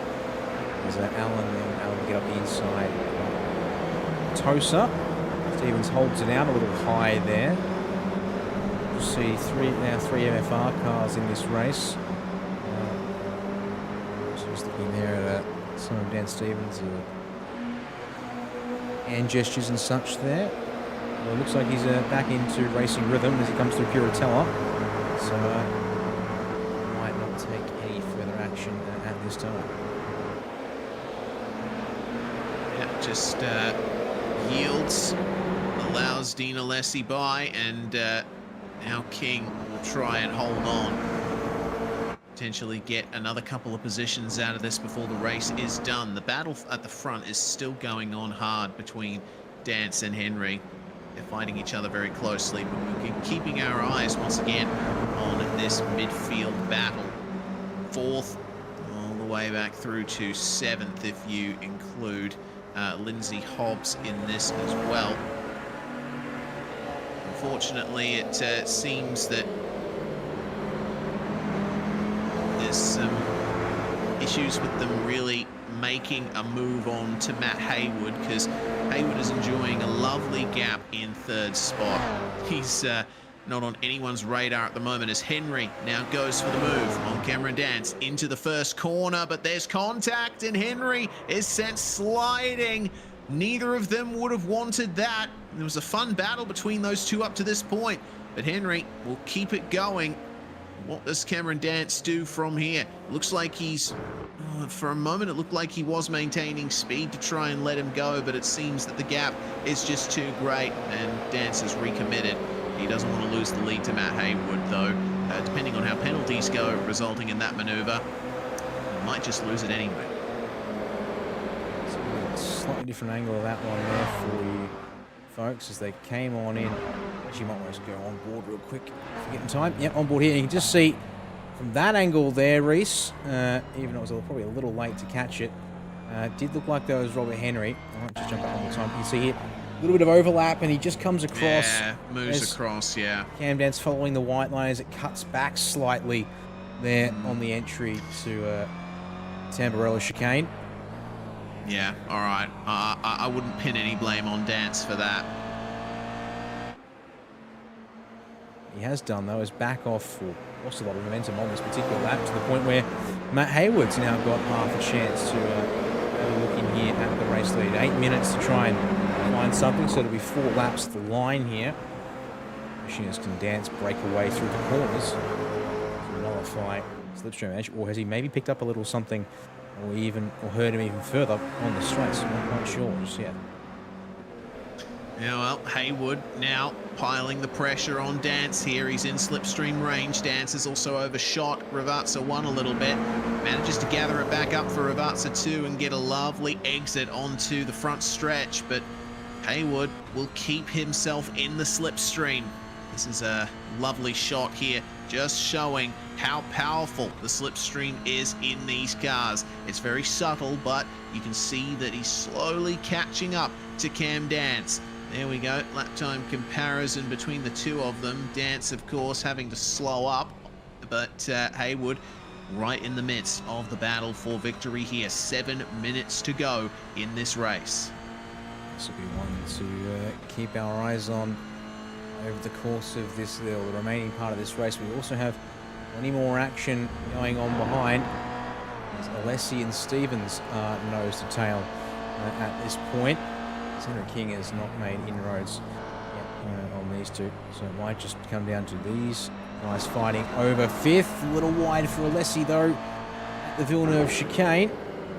Does that invite Stevens to challenge? You have a look at it for a moment around the outside race, but again, not close enough to make the inside or compromise the inside line, it seems, though drafting up the hill even here, this short-ish run to Piratella is of some value to him. Not quite enough this time, though. Yeah, MFR stays ahead of MFR for the moment, and the fighting continues all throughout the field. Robert Henry, now having recovered, is facing pressure from Troy Allen, and there could be yet another podium on Allen's radar if he can keep this up.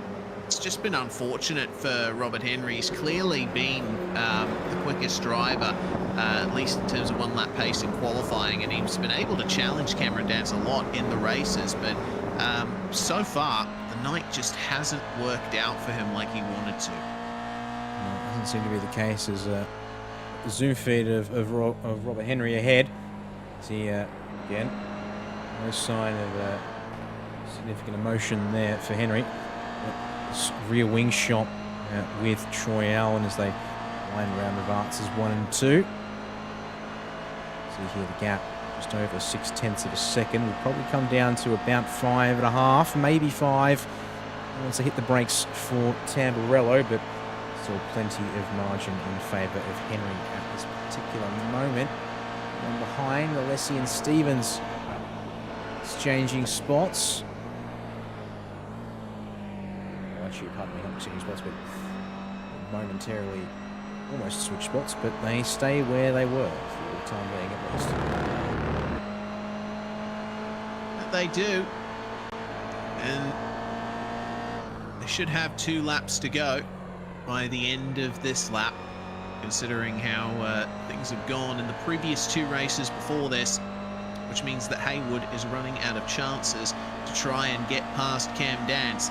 Considering how strong the slipstream is around here, I would imagine that he's playing a bit of a long game here if he's not having trouble keeping up with Dance. You don't want to get by him too quickly and end up leaving yourself open to an attack later on. No, you don't. Even with the limited laps left, as you said, still plenty of opportunities for a move to be made. especially with the draft, and also just confidence in the cars. It looks like Cam at the moment a little more confident in the car under braking and cornering, and it's just allowing him to pull a couple of tenths in a few spots, and then Haywood will just stay close enough to then start chipping back away slightly. Oh, it's not a lot at this particular occasion, now out towards 3/4 of a second. Maybe almost broken far enough away there as Cam Dance. We'll have to post it how things look. Let's watch these 3 groups of 2. The top 6 get on by. King and Hobbs, final 8 in this leading pack. Christensen, unfortunately, too far behind to make around for him per se. Across the line. Gap is once again closing down for Matt Haywood. He's going to need a little something extra to way to mount an attack, I think. Indeed. Well, into the straight between Tamburello and Villeneuve they come. And yeah, it's all about the exits really. Dan's just not able to shake the car of Matt Haywood, but consequently Haywood not quite able to catch up to Dance. They are absolutely in a deadlock at the moment, these two. And Dance is pushing as hard as he can, trying to keep the gap as far as possible, but Haywood is not able to catch up to him. I mean, the one corner that it's really that should be foremost in Cam's mind at the moment, in terms of the battle, is of course Ravazza 2, but it's corners like this that can really mess you up. The run into Acqua Minerale, so easy to lose control of the car there. Sure is, but looks to have it under control for now. I feel like I just saw a tiny little wave for Mr. Dance just a moment ago. Listening in rather than focusing on driving. Yeah, silly man or something like that is behind him. Troy Allen is certainly keeping Robert Henry honest, and if he can get a good run off Ravazza's 1 and 2 here, could have a good proper go at it down the front straight. Speaking of which, Haywood might have just timed the run right. If he can get Ravazza 2 right here, Reese. No, he can't. Slow down. He's run it too wide there on exit, I think. Oh, yeah, that's unfortunate. Either that or he's cut one of the corners too much. So, again, that is going to hand it to Cameron Dance here on the final lap unless he makes a mistake. And considering how flawless Cam's performance has been so far, I would wager that that's how things are going to stand. Meanwhile, it's still on for 3rd spot here. We are on board with Troy Allen as he chases down Robert Henry, the championship leader coming into this round. Lovely and smooth across the curbs in the first chicane there for Robert Henry. We'll see where Allen might just be able to catch him up throughout the course of this twisty middle sector. This is very much an old school circuit, Dan. There's grass very close by on many of the corners, so you've got to be very careful with your car placement, and unfortunately it seems that that's been Robert Henry's weak point this round.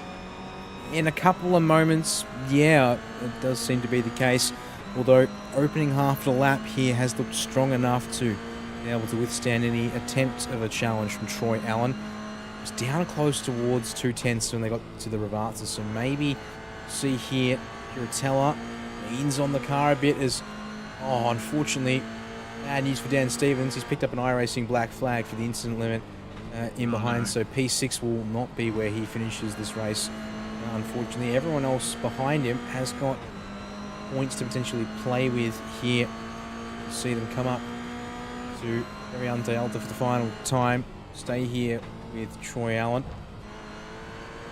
Conservative, I think. Yeah, too conservative, and Robert Henry able to start checking out there as a result. Alright, so unfortunately it looks like the racing for the flat fours is almost fizzled out right at the end, but still, that can take nothing away from an excellent performance by this guy, number 6 of Cameron Dance. Final corner complete for him. He's just going to bear to the right slightly and take a celebratory swig. That is 3 race wins from 3 races for Cam Dance.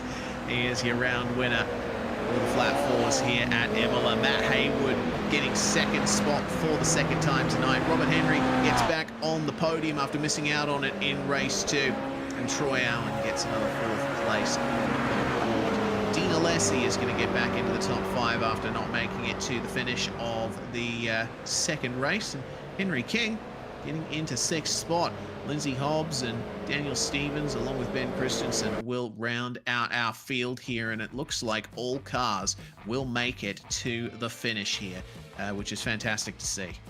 Yep, have indeed. Well, Christensen is yet to quite get there, but call it close enough. He's only got 2 Rarats corners left to negotiate, so that will be the results. Dan Stevens might just even hang on to that 8th place ahead of Ben Christensen, given how far back he unfortunately fell with his own penalty earlier on in the race. So that might just be a case of hanging on there just the way he would hope for there. So Dance from Haywood, from Henry. Troy Allen, 4th place to him. Dean Alessi in 5th. Henry King coming across the line to just eke out Lindsay Hobbs there at the end. Stevens in 8th.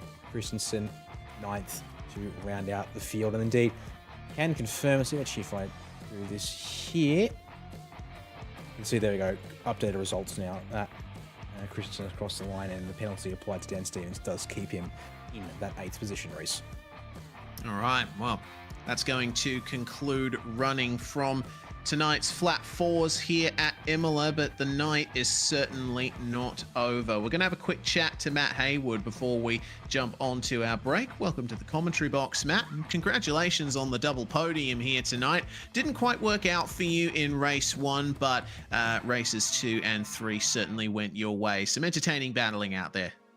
Yeah, it's amazing how different car setup can make a change to the car. I didn't admittedly do much practice before tonight, and then race 1, after about the first lap, I realised I really had the wrong setup in the car. But changed that for race 2 and 3. Didn't have the outright pace of Cameron and Henry. Those guys are in a league of their own. But yeah, just held on and watched the carnage behind me and took full advantage. Indeed you did, and really it was about sticking in the slipstream around here with the very long front stretch, and also trying to keep the car stable over these harsh curbs. Yeah, that's for sure. I mean, these cars rely so much on momentum to get you through the corners, and as soon as you scroll off some speed, you're absolutely buggered for the rest of the straight. So keeping that draft is mega important. In race 3 there, I let Robert go to start with, as you might have seen, because I had no pace for Cameron. So my plan was to take each other out, and luckily they did, but didn't quite have enough for Cam in the end. I got to him, but just didn't quite have enough. Well, a good haul of points from this round. Anyone that you'd like to thank before we let you go, Matt? Absolutely. I'd like to thank the guys at SimBlacks. Stefan here in New Zealand does a fantastic job. We've got the Sim Magic gear on board. I'm actually sitting right beside my new rig that's come on board with the new Sim Magic wheels. So very soon it's going to be goodbye to my good old Logitech and hello Sim Magic. So yeah, big thanks to Stefan from SimBlacks, and also Rankin Plumbing on board as well. Awesome stuff, Matt. Thanks very much for joining us. Hopefully we get a chance to talk to you next time. Anyway, that is going to conclude things for our flat fours, Dan. Now we reset, take a bit of a break for the flat sixes. We will indeed, and a couple of ads here, and then we'll get straight into the action. 2 more races to come your way here tonight from Imola on SimSpeed TV.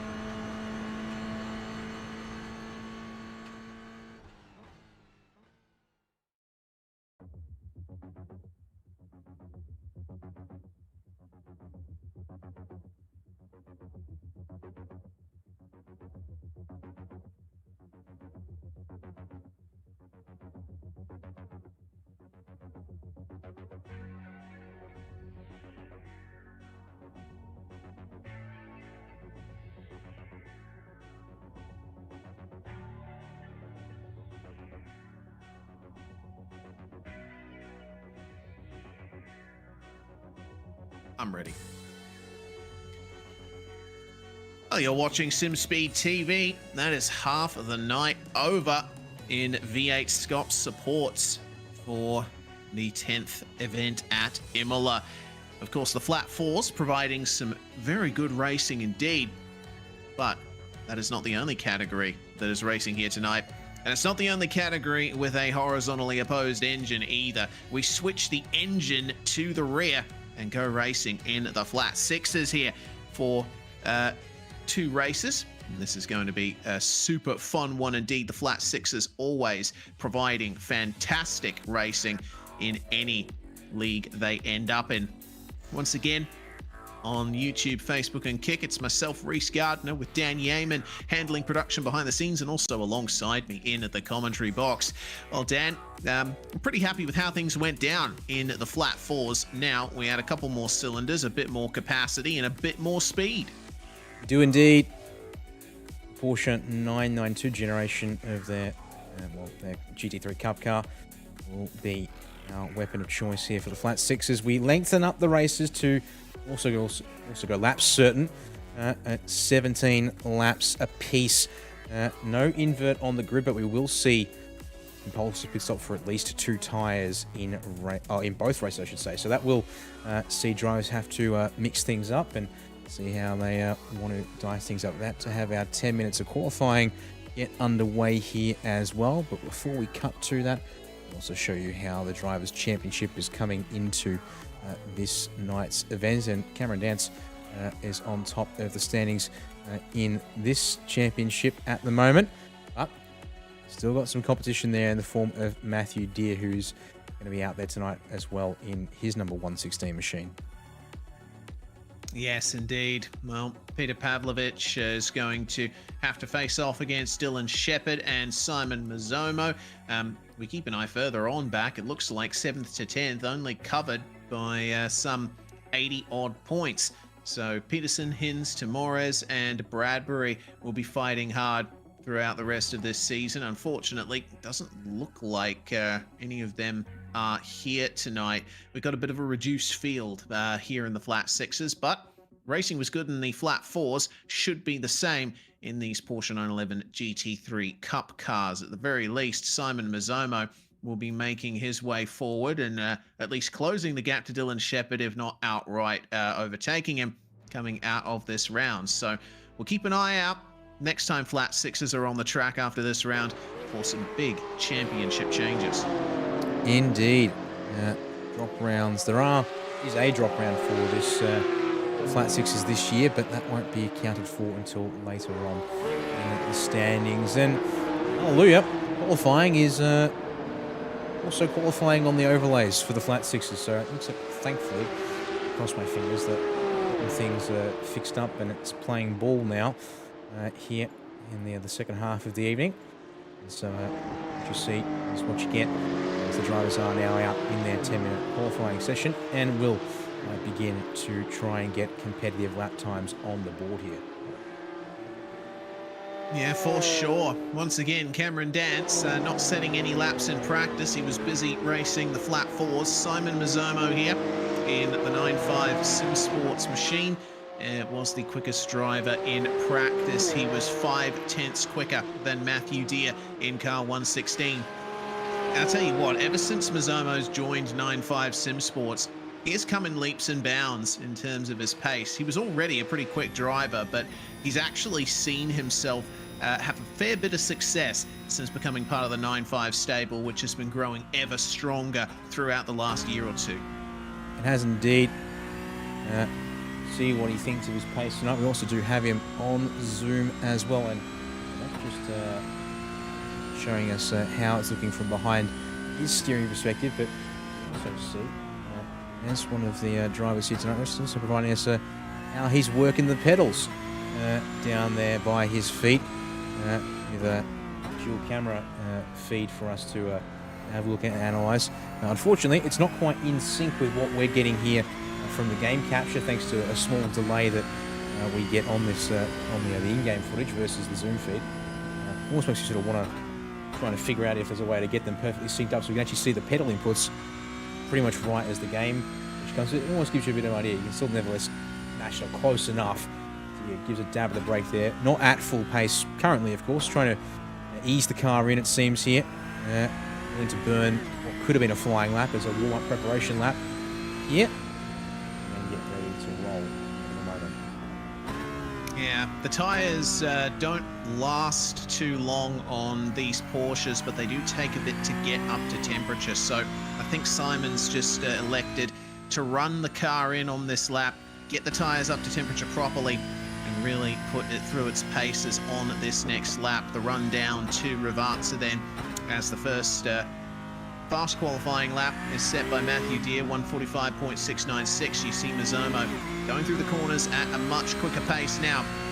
He is geared up out of Ravazza 2 for the run down to Tamburello. Let's see how much he attacks the curbs this time. He took a very conservative line through Tamburello on that first lap.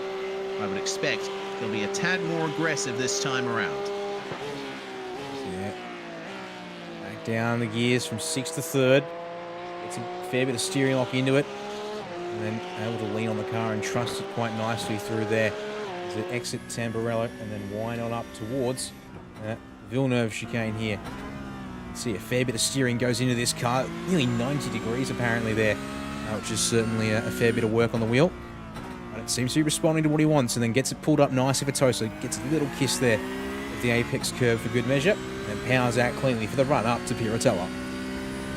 Yeah, looked like a lovely clean run through the first sector there.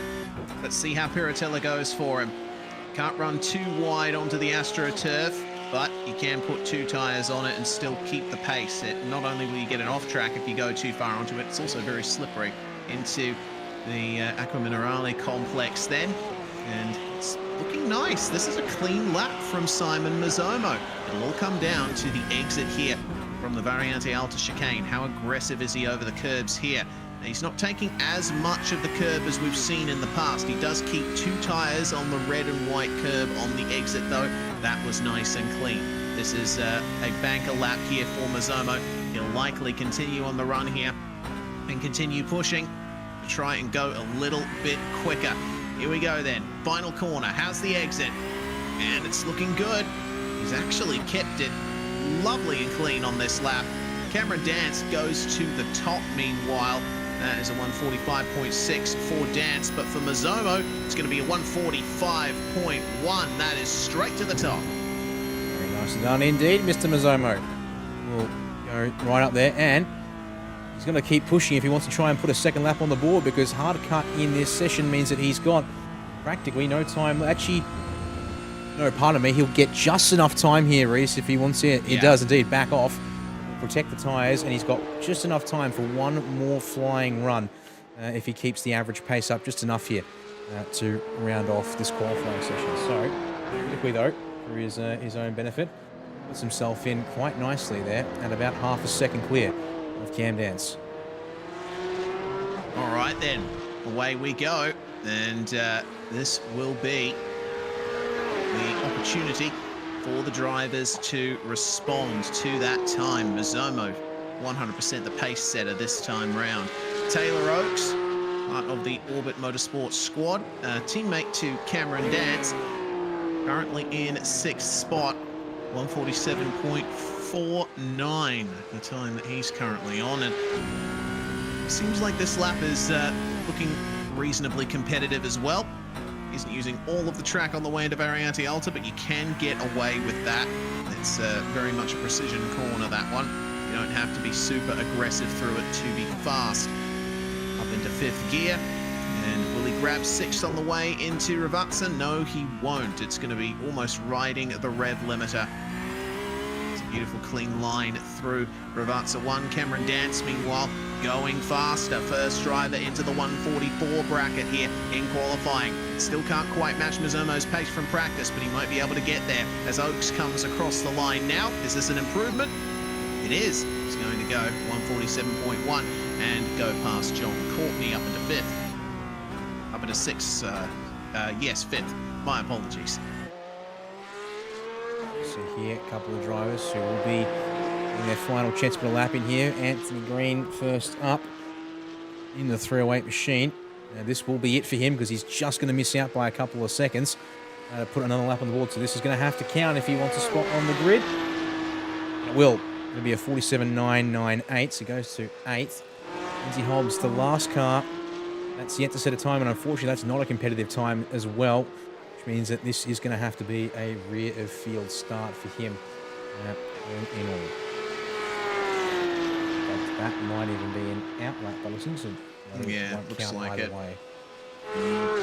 So it's going to be no time on the board once more for Lindsay Hobbs in qualifying. Mizomo, meanwhile, will he sing Cameron Dance, go for that 144.9?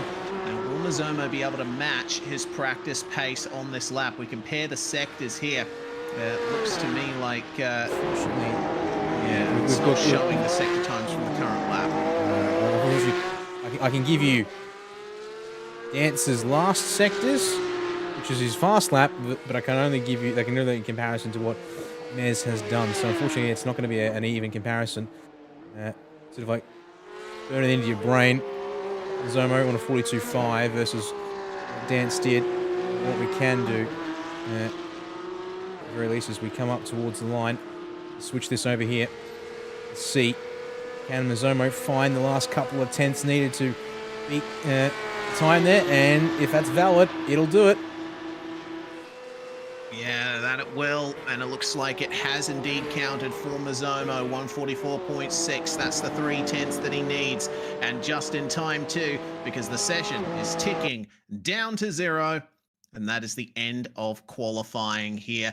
For the flat sixes at Imola, Mizomo and Dance will be your front row for the first of our 2 races here. 17 lap races on the cards, with Matthew Deere and Craig Mason taking up row 2. It's going to be Taylor Oakes starting in 5th alongside John Courtney in car 65. Then we have Peter Pavlovich starting in 7th spot alongside Anthony Green, last driver to set a qualifying time. Lindsay Hobbs did not get a time on the board. He will be starting in the last spot on the grid. Of course, our safety car and race control cars will be taking up the 2 grid spots ahead of him. So I guess that's a slight advantage for Hobbs. If someone stalls in front of him, he's going to have a little bit more time to react with that extra row of space in front of him on the grid. That is true. There is a potential benefit there.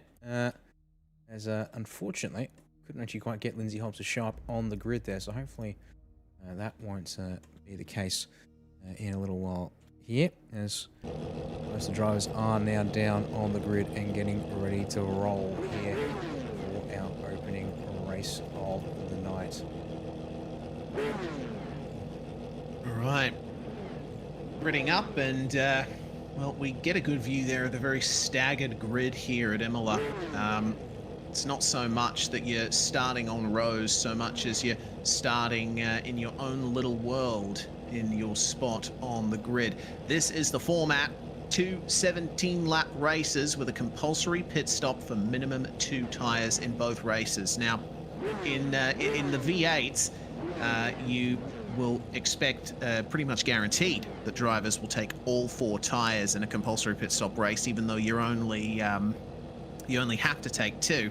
But I think it'll be a bit more up in the air in these Porsches. We might see drivers taking rears, I presume, considering how much the rear tires go through around this circuit. Revs are rising, and we wait for the call of the green flag. And the flat sixes at Imola are go.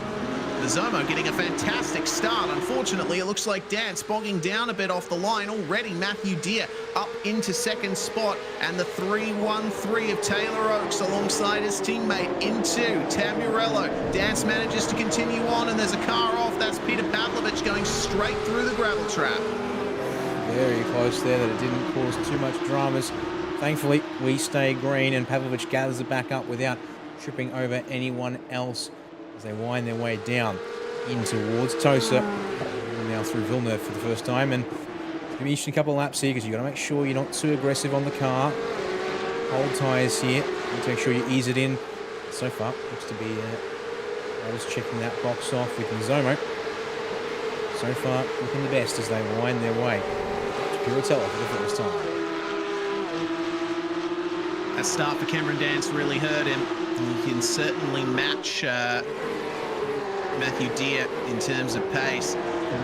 He's going to have to work hard over this 17 laps and be careful not to get too many off tracks and make too many mistakes. It's looking like a very messy run through that corner, losing further time to the top two ahead. Meanwhile, there's Taylor Oakes making his way past Craig Mason on the way into Variante Alta.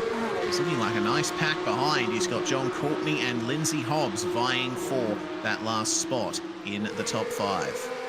It's certainly busy here at the moment. There's drivers, different levels of pace, winding up to speed a little bit differently. Those who are a little more comfortable with the car on cold tyres, it seems, which might be the case for Craig Mason. So he tries to get something set up for the run down towards Tamburello once again. See here as they up the speed, the slipstream strong, and Taylor Oakes looks like he's not going to be able to contest as they make their way up towards the chicane here. Indeed, Mason's in deep, and he does get it pulled up in time, so an exchange position as this time it's going to be John Courtney, unfortunately. No apologies, Anthony Green there, unfortunately, moment for him. He runs through. The Tamburello sand trap comes out the other side.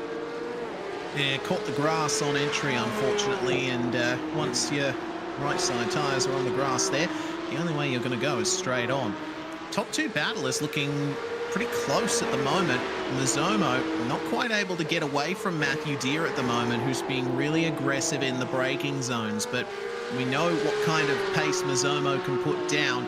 He was far and away the best qualifier, and I would expect that will carry through into the race. Don't forget, though, the drivers do have a mandatory pit stop to complete, and the window opens at the end of this lap.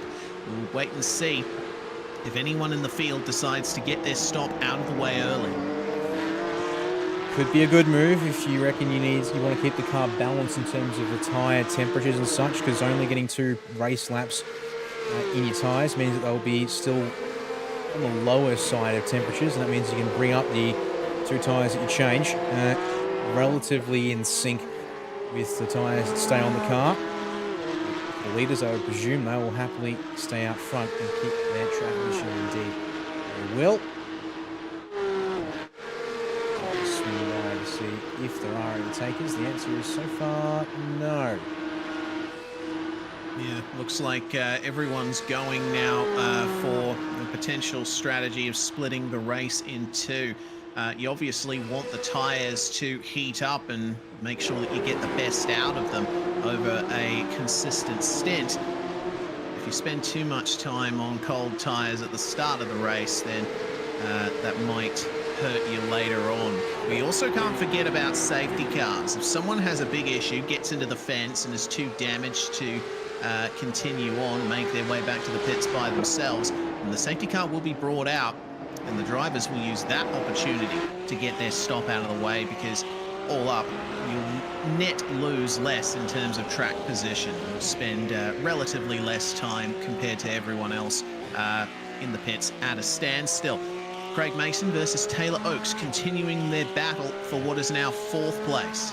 Apologies, that's set up for the fact that we were I was focused on Lindsay Hobbs there for a second, and I was like, oh, hang on. It's unfortunate. It's one of the little quirks. The thing is, I was using it like it's not perfectly dynamic. It doesn't always put the car. If I change it away from the car that I was had toggled and such, it puts the car we're on board with in a certain spot, which I had it set up for if we were tracking with Lindsay there. But nevertheless, that's what it's meant to show. If we're on board with Taylor, Taylor, one of our 3 drivers now on Zoom here for the opening race of the Flat Sixes. Cross back over to Cam Dance and Simon Mazzomo in due course. As these 2. One of our closer battles on circuit at the moment. Yeah, looking like things are starting to spread out now between our drivers. Some very distinct pace differences happening as Simon Mazzomo goes ever faster, down to a 45.272. Matthew Deere still managing to keep it just within 0.8 of a second of him.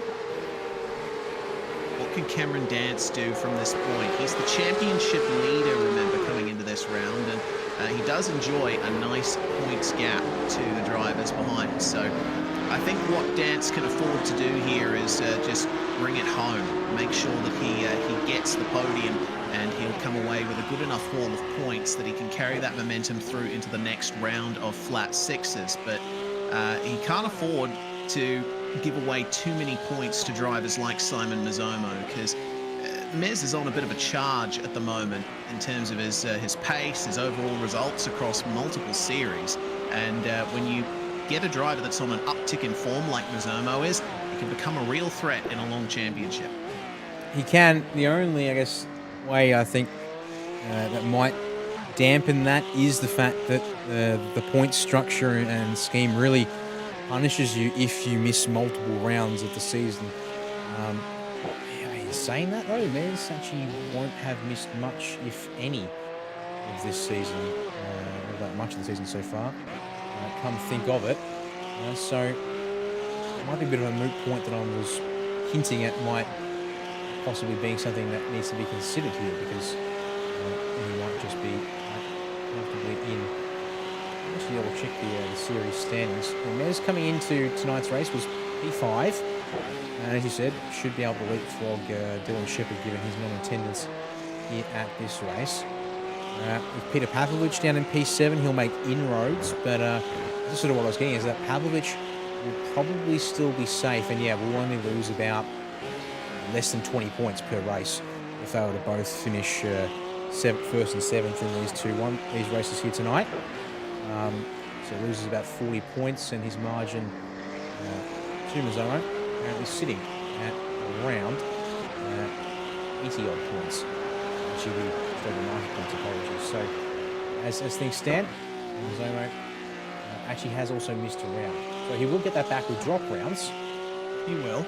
Yeah, a bit of a rough opening round back all the way in February at Montreal, which might be a bit of a challenge for him to overcome. But you never know, I guess. Yeah, you never know indeed.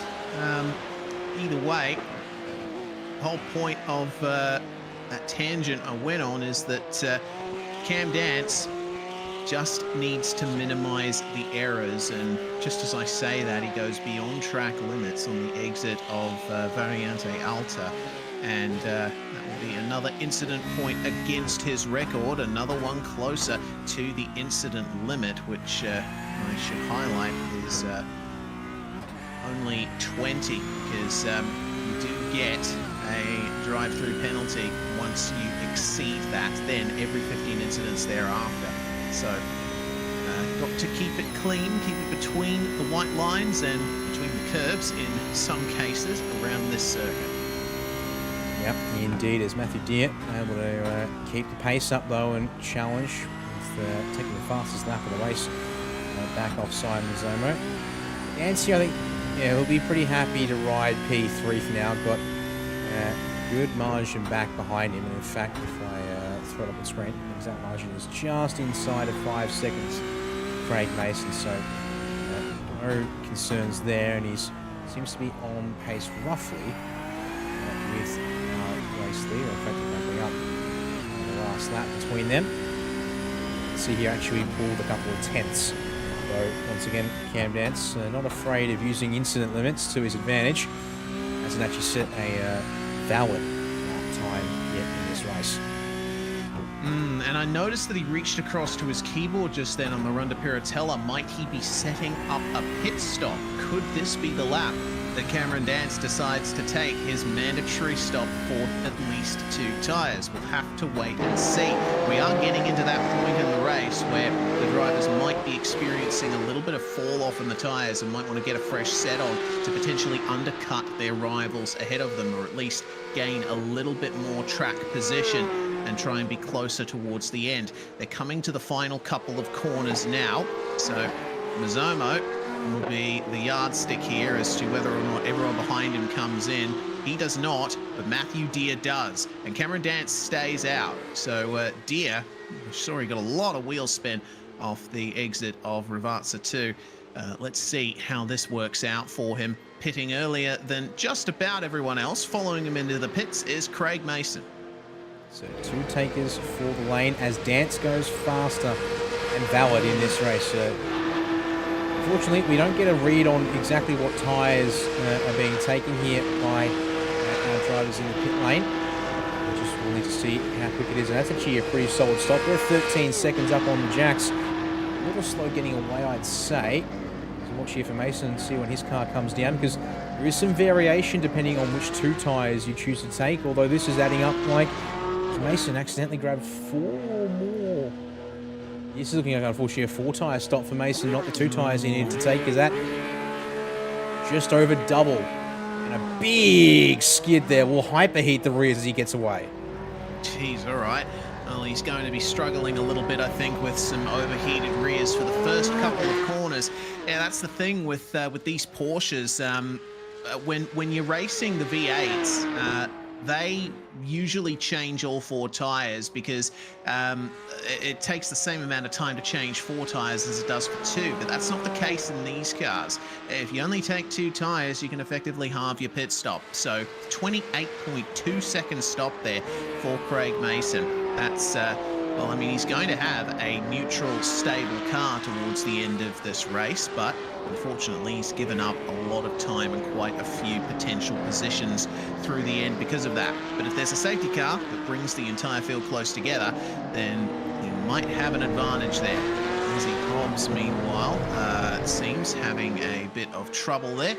It's in the final couple of corners. He is just led by Taylor Oakes there and coming into the pit lane in response. I've got 3 drivers now in for pit service. 4. John Courtney comes in behind. Indeed. All right. Now starting to get those pit stops done, deciding they'd go all good on the tyres. Anthony Green, the last car towards the back of the field here, needing to stop. He will press on, though, at this point in the race. Join the drivers out front. There's Hobbs' stop. He's looking all long here. But it's still within the realm of 2 tyres. So that there is important. There's big skids there for John Courtney.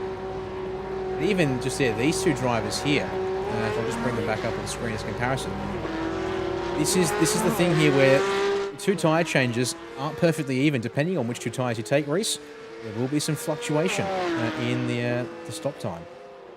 Yeah, and it's not just a case of only changing fronts versus only changing rears either. It's hit me that this circuit being anti-clockwise and all the significant corners being left-handers, right side tyres are put through a lot more than the left, so that might just be what a few drivers have decided to do. Take right side tyres, make sure that they have as much grip as possible in all the corners that really matter around this place. The only significant left-hander on the entire lap, I suppose you could call the second corner in Villeneuve one of those, but definitely Aqua Minerale is a significant right-hander as Anthony Green, unfortunately, off the circuit here, and will be losing a lot of positions. That was a problem in Piratella as Cameron Dance goes faster still.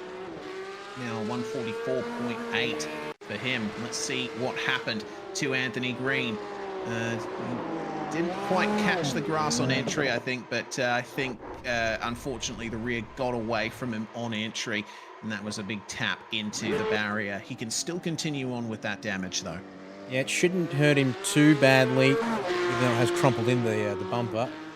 It does mean now he is unfortunately well out of cycle with everyone else. As you can see, our driver, the top 4, plus Anthony, are the only ones left to pit. So it's going to need to be a safety car now. That really gives him a chance to get back into things, given he's behind everyone by a good margin. And he's going to press on for a little bit longer, mind you.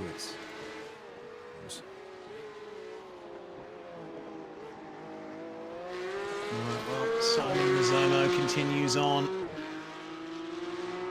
And will he decide to jump into the pits now, since everyone else has decided to come in as well?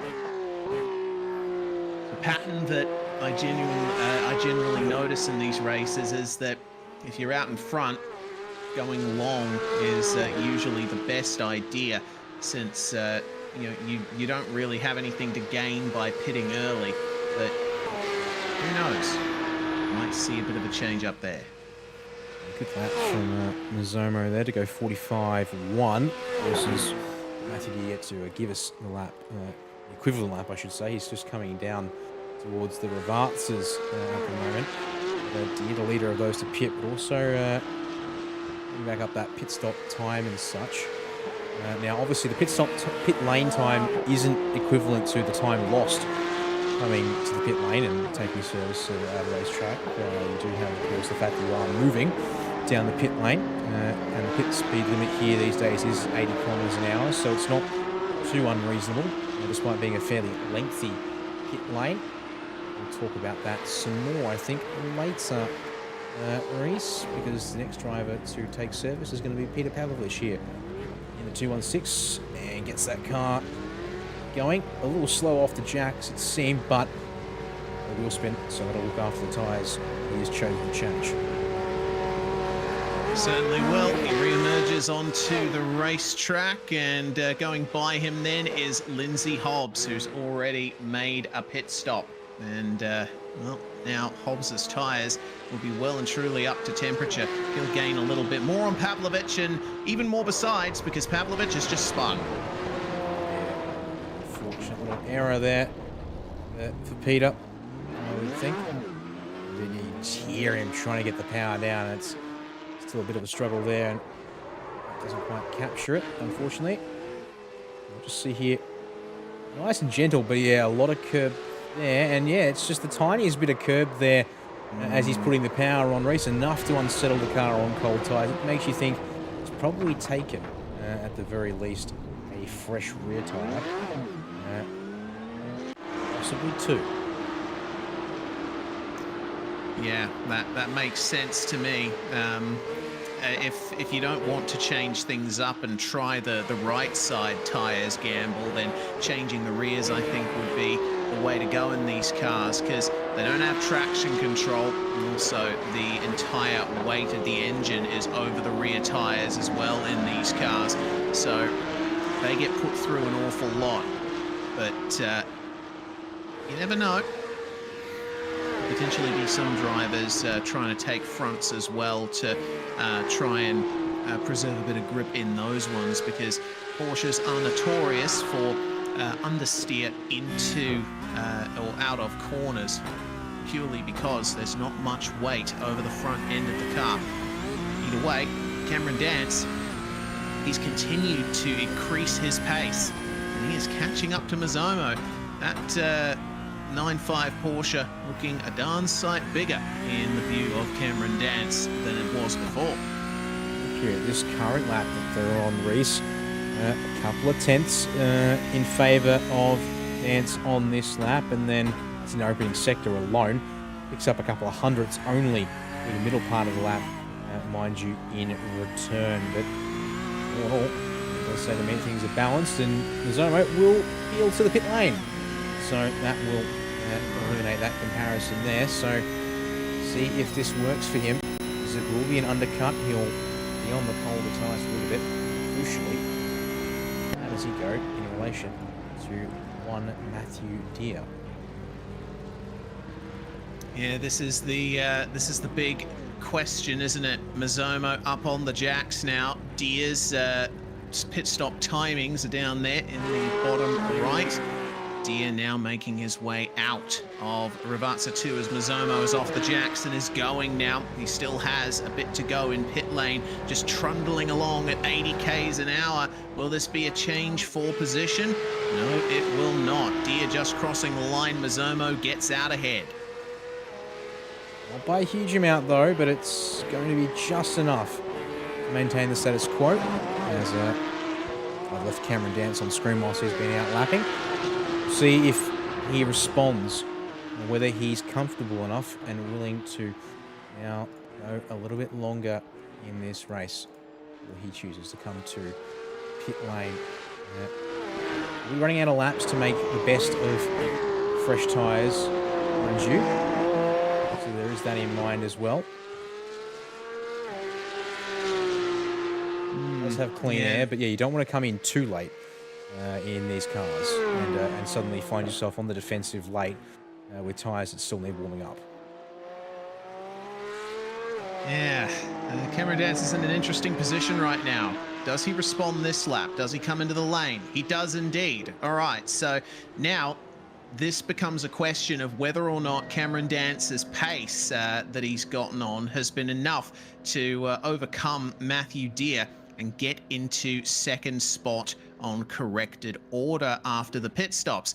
A couple other drivers in the lane there. It looks like Anthony Green just completing his pit stop and getting things Cam's going. overshot the Cameron box. Dance, oh yeah, he's overshot his box. That's going to cost him about a second extra in terms of time. And I'm also seeing that Lindsay Hobbs is back in the pit lane as well. This is interesting to see. Hobbs has been out of there since lap 10. Something's gone very wrong for car 27. Cameron Dance completes his stop meanwhile, and that is going to result in potentially the lead there in spite of overshooting the box. He tries defending from Mazomo. It's inside line, but cold tyres means that he'll have to give that up to Mazomo. He has gotten into second though. The top three are together here in the flat sixes. This is exactly the kind of racing we were looking for. And Mazomo, unfortunately, messing up the exit of Tamburello slightly. Dance is going to go for it in Villeneuve. They managed to give each other space, but Lindsay Hobbs could take great advantage here as the leaders are side by side into Tosa. Oh my word, this is certainly looking interesting indeed. As Dance tries to get this car back to where he'd like it to be. Matthew Deere looks to take full advantage of this as they climb the hill up to Piratella. Still side by side for second place. The outside now, surely Dance will lose the run and yield that spot in the process, but he's certainly in with a chance in this fight. So don't count him out just yet.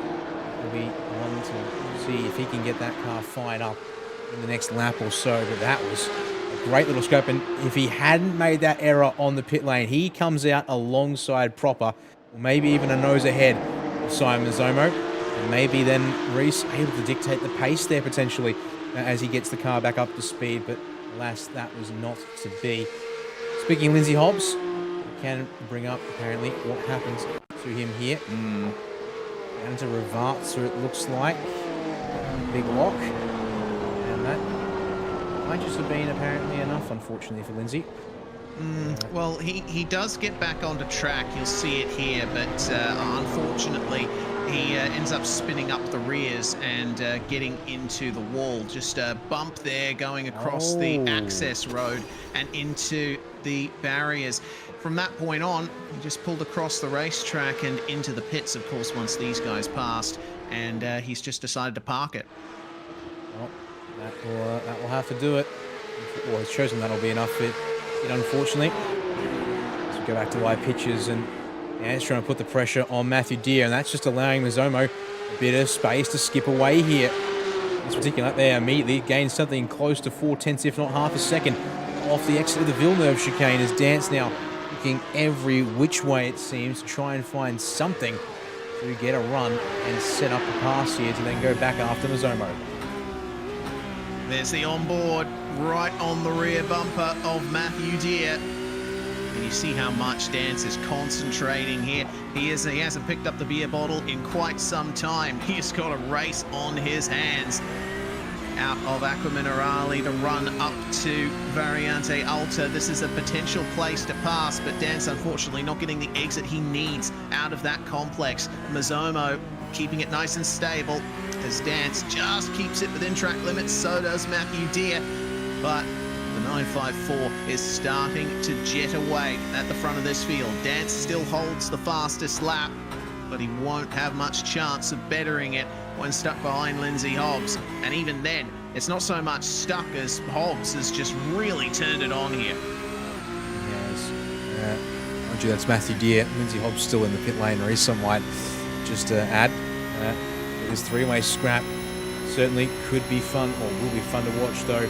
Slipstream for Dance as he tries to set something up. He's going to be told the outside, or no way around. And Dance not able to fully commit, it seems, or chooses to try and get a better exit off of the Tamburello complex, and even takes to the anti-cut curb there on the way out.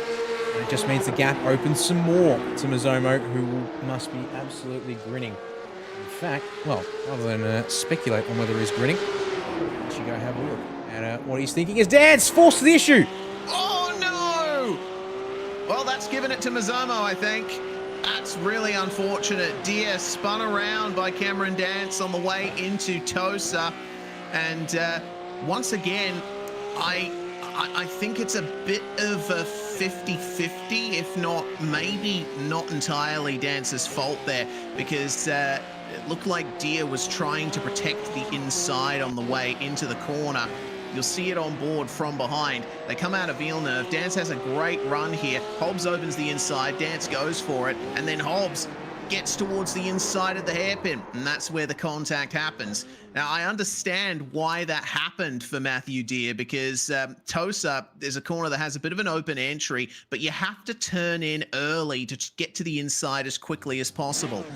I think that Dance just probably didn't expect him to move like that. Yeah, it's a late sort of shutting of the door there, unfortunately. It's put him a long way back there. It's actually a long time, it seems, to get that car facing the right way again, unfortunately. Dance losing only about 2 seconds in the process, given how far back they dropped to Mazomo. Whereas Deer goes on to lose about 20 seconds, if not more. Well, he's currently 19 behind Cameron Dance, so that's about margin of loss there. We'll wait to see if there's any decisions from race control to affect the result here, as that did get called in by Matthew Deer after that spin happened. Well then, just as the lead battle was really heating up and providing some great entertainment, unfortunately the wind has been taken out of those sails. Simon Mazomo leads the race by 4.1 seconds over Cameron Dance. And he's only got a lap to go once he crosses the line next. So I think that will be a win on the board as long as he can keep it together over this last 1.5 laps of this first race distance. Dance will hold on for second, but again, I think that race control might at least look into the incident between Deer and Dance, but I don't think it's a slam dunk penalty either way. We'll have to wait on race control's word from that. Either way, battle's still happening in the field here. That is Taylor Oakes with Craig Mason hot in pursuit. There's only 0.4 of a second between these cars. And Taylor Oakes, having only come out of the pits 4.5 laps ago, compared with Craig Mason, who's been on those tyres for nearly 10 laps now. It's really interesting to see just how close they end up being, but it looks like Oakes with the slightly fresher tyres getting a much better exit from Variante Alta as Mazomo's already crossed the line and we're on the final lap. He is indeed.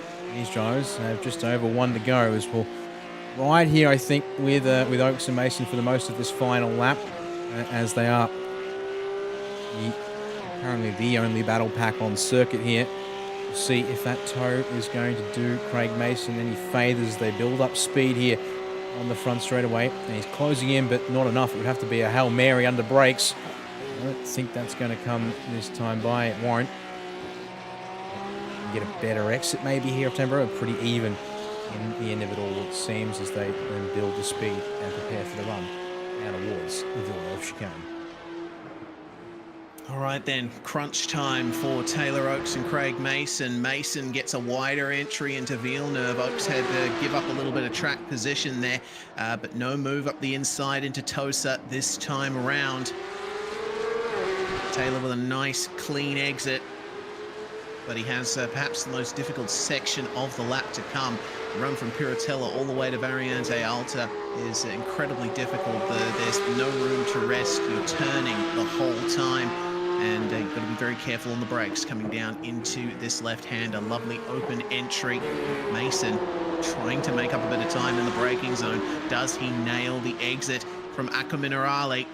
He does not. Speaking of nailing it, though, Simon Mazomo coming across the line to win. Excellent job from Mez in the first race. Dance will finish in second spot. Deer is going to complete the podium here, but Taylor Oakes and Craig Mason is still not done. Here we go then, final braking zone. That was Craig Mason's last chance, and I don't think he's going to get it from here. Oaks manages to nail the final corner and the run to the line then. An excellent 4th place for Taylor Oaks. So it's a 2nd and a 4th for Orbit Motorsports from this race. And Craig Mason still managing to hold on to a top 5. That was a well-run race from him too. Was indeed. Just wait for our final couple of drivers to come towards the line.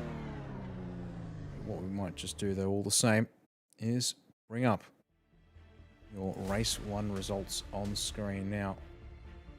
And with that, we'll head to race 2 in just a moment's time. It's a 1-minute turnaround here, plus 1 extra minute to head to the grid for the 2nd and final race of the night. Mazomo from Dance from Deer, your podium there provisionally at least. Although, as you said, Reese, no sign of anything just yet. So Cameron Dance might indeed have a scope. That we might try go. Actually, we don't need to go because we did have a look at it already. Taylor Oaks there able to hold off Craig Mason's, as you said, they're 4th for Taylor to make it a 2-4 for Orbit. And going to be 3-5-6 for, or 3-5-6-8, I should say, for all of the KRF drivers here tonight across their various sub-teams there, with Craig Mason just behind Taylor. John Courtney in P6 follows home his teammate. Unfortunately, a bit of a distance there. Peter Pavlovich, bit of a rough start there, and ends up on his own for P7 with Anthony Green down there in 8th. Lap behind everyone else, and unfortunately for Lindsay Hobbs, retiring 7 laps shy of the finish. Well, that ends race 1, and that is the warm-up, the 1-minute break already done in between our races. So that means we can go to race 2 now. The drivers will start in the same order they finished here. So Mazomo and Dance on the front row. And we'll see if Cameron Dance is able to nail his start this time, because I think that really put him on the back foot in the opening laps of race 1. Deer managing to start 3rd for the 2nd time here, and we'll see if he can be a threat for 2nd place when the pit stop cycle comes around, starting alongside Oaks with Courtney and Pavlovich holding off the 3rd row of the grid. Mason and Green will share row 4. And then Lindsay Hobbs, a retirement, unfortunately, from the 1st race, but he has another chance to get things going here. All right, this is the view. Once again, as the time ticks down, and Mazomo stands a chance of winning the round from here. Cameron Dance is going to pressure him hard as the revs rise, and we get ready to go for race 2 of the Flat Sixes. We are away, but once again, Cameron Dance's standing start is not his strength, and it's pretty much a mirror image of what happened in the 1st race, with Deer and Oaks making their way past. Oh, Deer goes wide and Oaks spins. Dance makes contact with him in the process, and that is Taylor Oaks with a very heavy start to the 2nd race here. Big trouble on the opening lap. Meanwhile, the racing continues with John Courtney now making his way into 3rd. Dance just defending against Mason for 4th spot. And it looks like Lindsay Hobbs might just get Peter Pavlovich here on the way into Tosa. But Pavlovich holds the inside and gets the exit. Beautifully done. Well, a little bit of drama to start off race 2 there, Dan. Drama indeed. That does, though. Simon only says, I like to give you drama. Check out as a process. Lindsay Hobbs is around at Piratella. And also on the headlight flasher there. Not too happy about how that unfolded, it seems. Dance trying to cut back through the field to get on the bumper of Deer and maybe Mazomo too. He's a little war wounded now after being, unfortunately, the final nail in the coffin for his teammate Taylor Oaks. Oh no, he locks wheels with John Courtney there as he tries to find the way up the inside. Okay, Courtney backs out of that one. He doesn't want any of that. And Dance locks up, coming into Ravazza, trip into the gravel trap. There is major drama here on the opening lap of race 2. That's an unsafe re-entry, I think. Anthony Green, unfortunately, taken out as a result of that. both cars at a standstill. Might we see a safety car from this? It depends on whether or not they're going to be able to get that going again. Dance still. He's actually requested pushing a tow Oh, he from has. there. So, All right, so this might actually be a safety car. Who knows? yeah, we'll see if it does happen. Wow, that was a really messy opening lap. Yeah, we'll have a couple of things to note here as just waiting to see what the outcome of this tow request is going to be. Whether continue on, and by the looks of things, I think I know the answer. I'll wait for it, and there is the confirmation. There we go then, safety car out.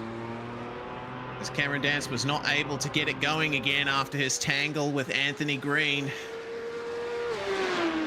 I'll tell you what, this does one thing. It compresses the field back up. It potentially gives a chance to Matthew Deere to take things away from Simon Mazzomo. Other thing I think it does is it basically says that you kind of have to come into the pit lane here on the safety car. Window opens on this lap, and yeah, the second of our two races. And even if you wanted to go long, you really can't afford to be avoiding a green flag stop. But Matthew Deere's going to say, "I'll take the chances," and opts to go long. Mason will follow in the race there, but Courtney, second teammate, and the field. Oh yeah, that's now 3 to the lane, but the 2 of the KRF boys saying that actually no, they'll take their chances on a green flag stop later in this race. I have to say, I don't think that's the right call. Me either. Me either. I mean, if there's a safety car early on in the race and the pit window is open, I would think your only option is to come into the pits. Otherwise, you're going to lose way too much time when you eventually come in under green flag. I think they've just given up positions there. Yeah, we'll have to see. Maybe a chance to talk to Matthew off the back of this race as well. Maybe ask what the strategy call was there, or why he made that call. Because yeah, I just have to agree with you. 3 pit stop done. Zomo now gets to spend some time out in the circuit, bringing the tyres in nice and gradually, whilst he catches the safety car. And also a couple of laps here where he's not really pushing them, which means that they will be the tyres should all be at fairly even temps and such here. But with that now bringing everything to a pause, I think it's time to start the roll call back through the incident list. So starting with Lindsay Hobbs' moment at Piratella on lap 1. Yeah, so he was racing hard with I believe that is Pavlovich, and Hobbs unfortunately sort of half lost it by himself, half slight contact with Pavlovich on the way into Piratella. I'm not too sure how to call that. Either way, Hobbs, after having a very rough night, is understandably unhappy. Dance, meanwhile, well, I think there's another aspect to this incident, because Anthony Green, he was coming through Piratella, but he actually runs deep and wide. Actually, I think he saw Dance coming onto the racetrack and got on the brakes. Unfortunately, that induced some understeer as he wasn't quite sure what to do. Either way, I still think that Dance might be on the cards there for an unsafe re-entry, because if you look at it from Green's perspective, Dance was cutting straight across him just about. Yeah. Case of, I think, yeah, Dance really there, going for the aggressive sort of angle back in. And unfortunately, we're going to have to leave it there, because safety car, as you can see, is already checked off and heading back to the pit lane. So we'll get this race back underway here in a moment. A reminder, only 3 cars have not yet pitted in this race. As restart is now in the hands of Matthew Deere as they come through the Revances Reese. He'll put the foot down off Revances 2. But yeah, I really don't see this being any way to his benefit. Mazzomo already looking pretty close to teammate John Courtney as they make the run to Tamburello at race pace once again. All right, away we go. Mazzomo right on the attack already, and not able to get past Courtney into the first turn, but we'll have to wait and see how things go over the next section of the lap. Mazzomo's got the focus on, hasn't he? He has eyes forward and looking to make his way past. He knows that he doesn't have to push too hard in order to get by these guys. He knows that John Courtney and Matthew Deere have yet to come in for their mandatory pit stop, but he'll give it a go anyway. Try and get past Courtney here and lose as little time as possible. Great exit out of Tosa, and this might be the inside line at Piratella that works in his favor, and it does. One of the KRF cars checked off the list. Only one to go. That margin is up to 1.3 seconds. Zomo, fastest or second fastest car so far tonight. I would expect he'll be able to ease that one back in. You see Craig Mason in behind the 47 machine. Also looking to try and find a way through on John Courtney. Courtney looking a little on edge out of the corners, it seems, in particular. It's just going to make him a little vulnerable, I think. Although Mason not going to go for it at the Revartzes. Instead, set it up for the front straightaway as a little wide through Revartzer 1, just to add insult to injury for John Courtney there. Yeah, that gives a good run, meanwhile, to Craig Mason. And he might not even need the slipstream at this point. He's got a good enough run that he can get alongside on the run into Tamburello. He'll still have to be brave on the brakes and alter his line a bit into this first couple of corners. And it actually looks to me like Courtney gave that up early, or did he? Mason actually locking up and going straight on through the gravel trap. It's side by side behind him, meanwhile. Anthony Green having to give up to Peter Pavlovich there. Look at that. Oh, Pavlovich almost loses it. He does recover, but Lindsay Hobbs ends up having to back out of it, and Taylor Oakes stuck behind them all. Yeah, this is going to be an interesting one here, because Taylor, we saw him have top 4 pace in race 1. As lock for Green, opens the door for Hobbs there in the background. And Oakes find the drive off Toaster. No, he gets checked a little bit, although he's just eyeing off something maybe. No, he'll get back in line unless he then throw it out. Again, showing nose everywhere, but not able to get close enough to commit to move just yet. As they then work their way down towards Arkham Minerale once again. Well, spaced out a bit now. There's still potential for battling to go on here. Safety car period is over. Racing resumes, and now the drivers need to try and get back into a rhythm of some kind. Through Variante Alta, Oakes getting a much better run through there than Anthony Green did. And unfortunately not able to take advantage of it on the run down to Revartzer.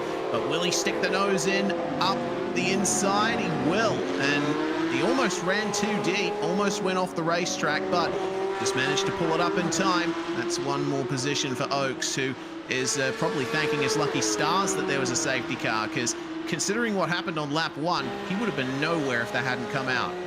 Indeed, he was in a land of pain and suffering all to himself. Now, got a chance to get his pit stop out of the way with everyone else. Maybe even sit there for a moment, take some extra damage repair given he was at the back, and wasn't going to gain anything from just doing the tyre change. And then get back out and get back to racing, which seems to be the case, already putting a bit of a margin between himself and Anthony Green behind. But the fighting has cost him time through Lindsay Hobbs ahead to the tune of about 2 seconds. So at the same time, though, it's clean air for him to get into a rhythm once again. So, you know, that could be of value to him as well. It could. You know, especially when you're fighting closely like these two are, it becomes very difficult to focus on your lap times and try and gain an advantage on those in front of you. Of course, considering what we just saw there between Craig Mason and John Courtney up ahead, it seems that potentially Hobbs and Pavlovich could stand a chance of gaining more places here. Well, Mason, yeah, through on Courtney, I think actually down towards Minerale. Get that move done. Which now releases the 47 to try and chase after Zomo and Deere, who have pulled nearly 8 seconds in just 1 not even 3 laps. That shows, unfortunately, John Courtney has pace differential to the top 2. And how much that will have hurt Craig Mason. Any hopes of a drive is, he then goes wide at the final corner and gives a spot back up and will be under threat from Pavlovich and Hobbs too. All right. Well, that's going to be 2 positions lost there for Craig Mason down the front stretch. He'll try and fight here with Peter Pavlovich, though. Later on the brakes, Lindsay Hobbs draws up to them as they go side by side through Tamburello.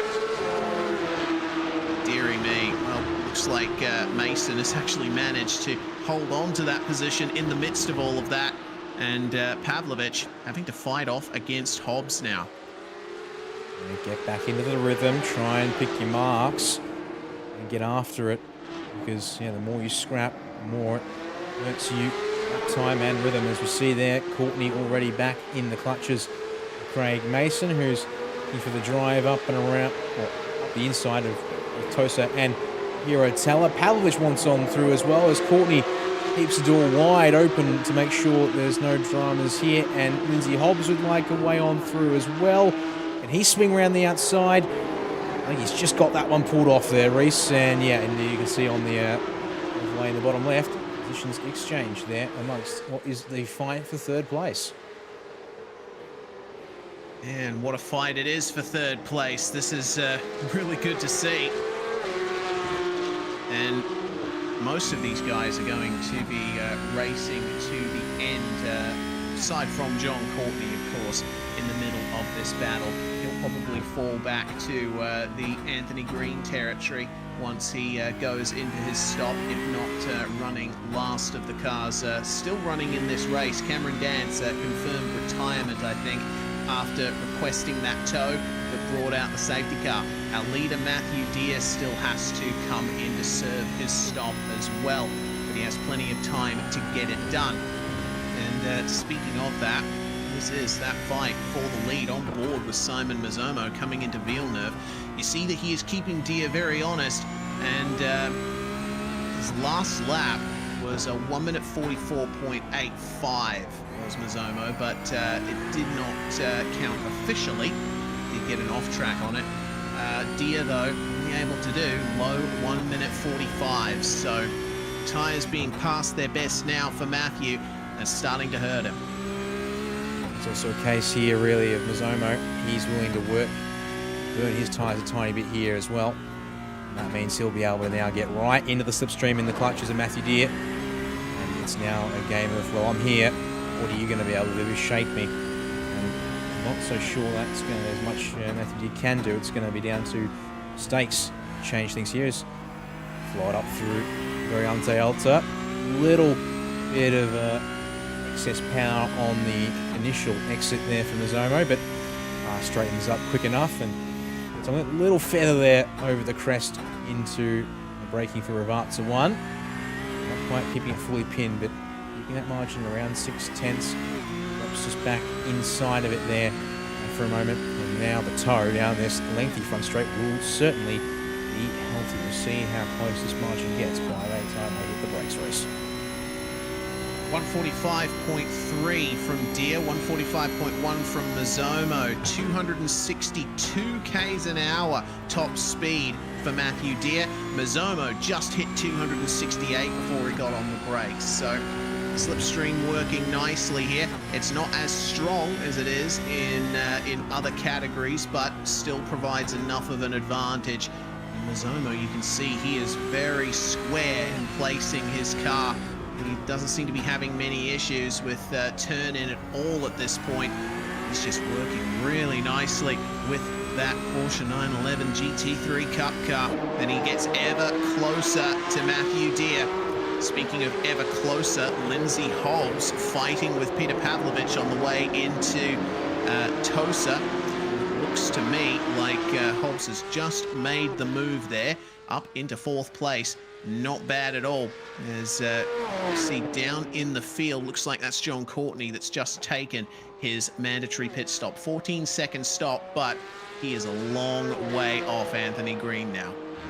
Anthony still has a stop that he owes us as well, mind you. The KRF trio in this race that, True. that didn't take the SCOP. Although in saying that, Craig Mason is the final member of the KRF drivers here tonight, who did choose to take his stop, went off strategy compared to his teammates and stablemates here, so looks to be benefiting the most as a result here. Also, keep in mind, apologies, it's actually between 4th and 5th, but just keep in mind that Taylor Oakes is just in the background of shot and not to be discounted here, I don't think. He gets a couple of clean laps and keeps the run up. These two fight for 4th. Will be right there in a heartbeat. That they will. Lead battle still on though. Mazomo is not able to make much of an impression on Deere at the moment. With all of the fighting that's been going on in the car as well as outside of it. But I get the feeling that Mazomo's just managing his pace at the moment. I mean, he does want to, catch up to Deere and pass him, I'd imagine, but he has to keep in mind that Deere still owes us a pit stop. So if he fights Deere really hard, there's not really much point to it because Deere's going to have to come into the pits anyway. Exactly.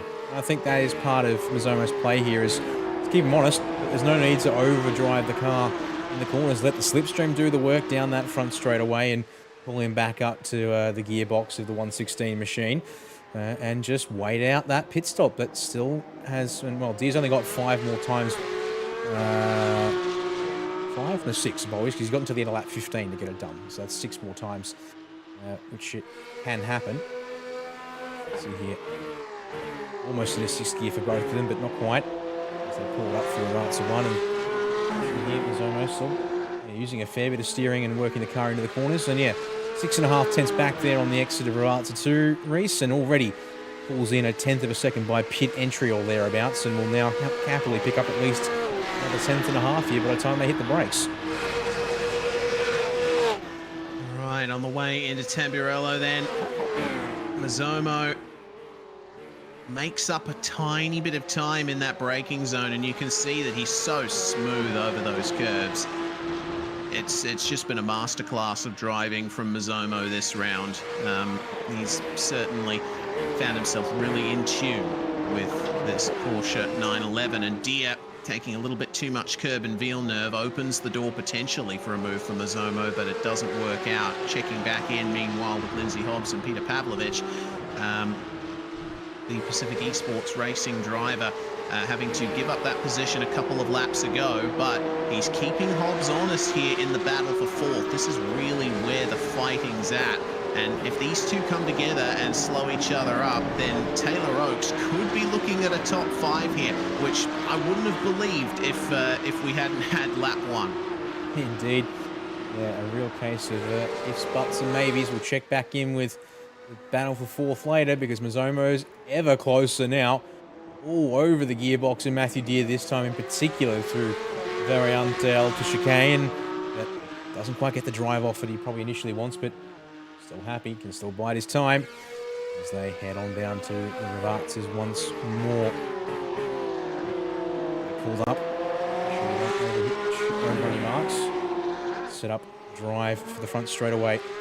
3.5 tenths. He might even be close enough for a run here under brakes, Reese, as they get to the end of the straightaway. Deere still yet to come to the pit, so we have 4 more opportunities to come in and take that compulsory stop, as there's a 10th gained.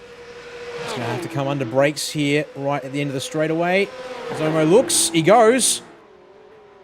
You get it pulled up. Deere fights it. Lock up from Mazomo into Tamburello. Deere is fighting hard to keep this lead.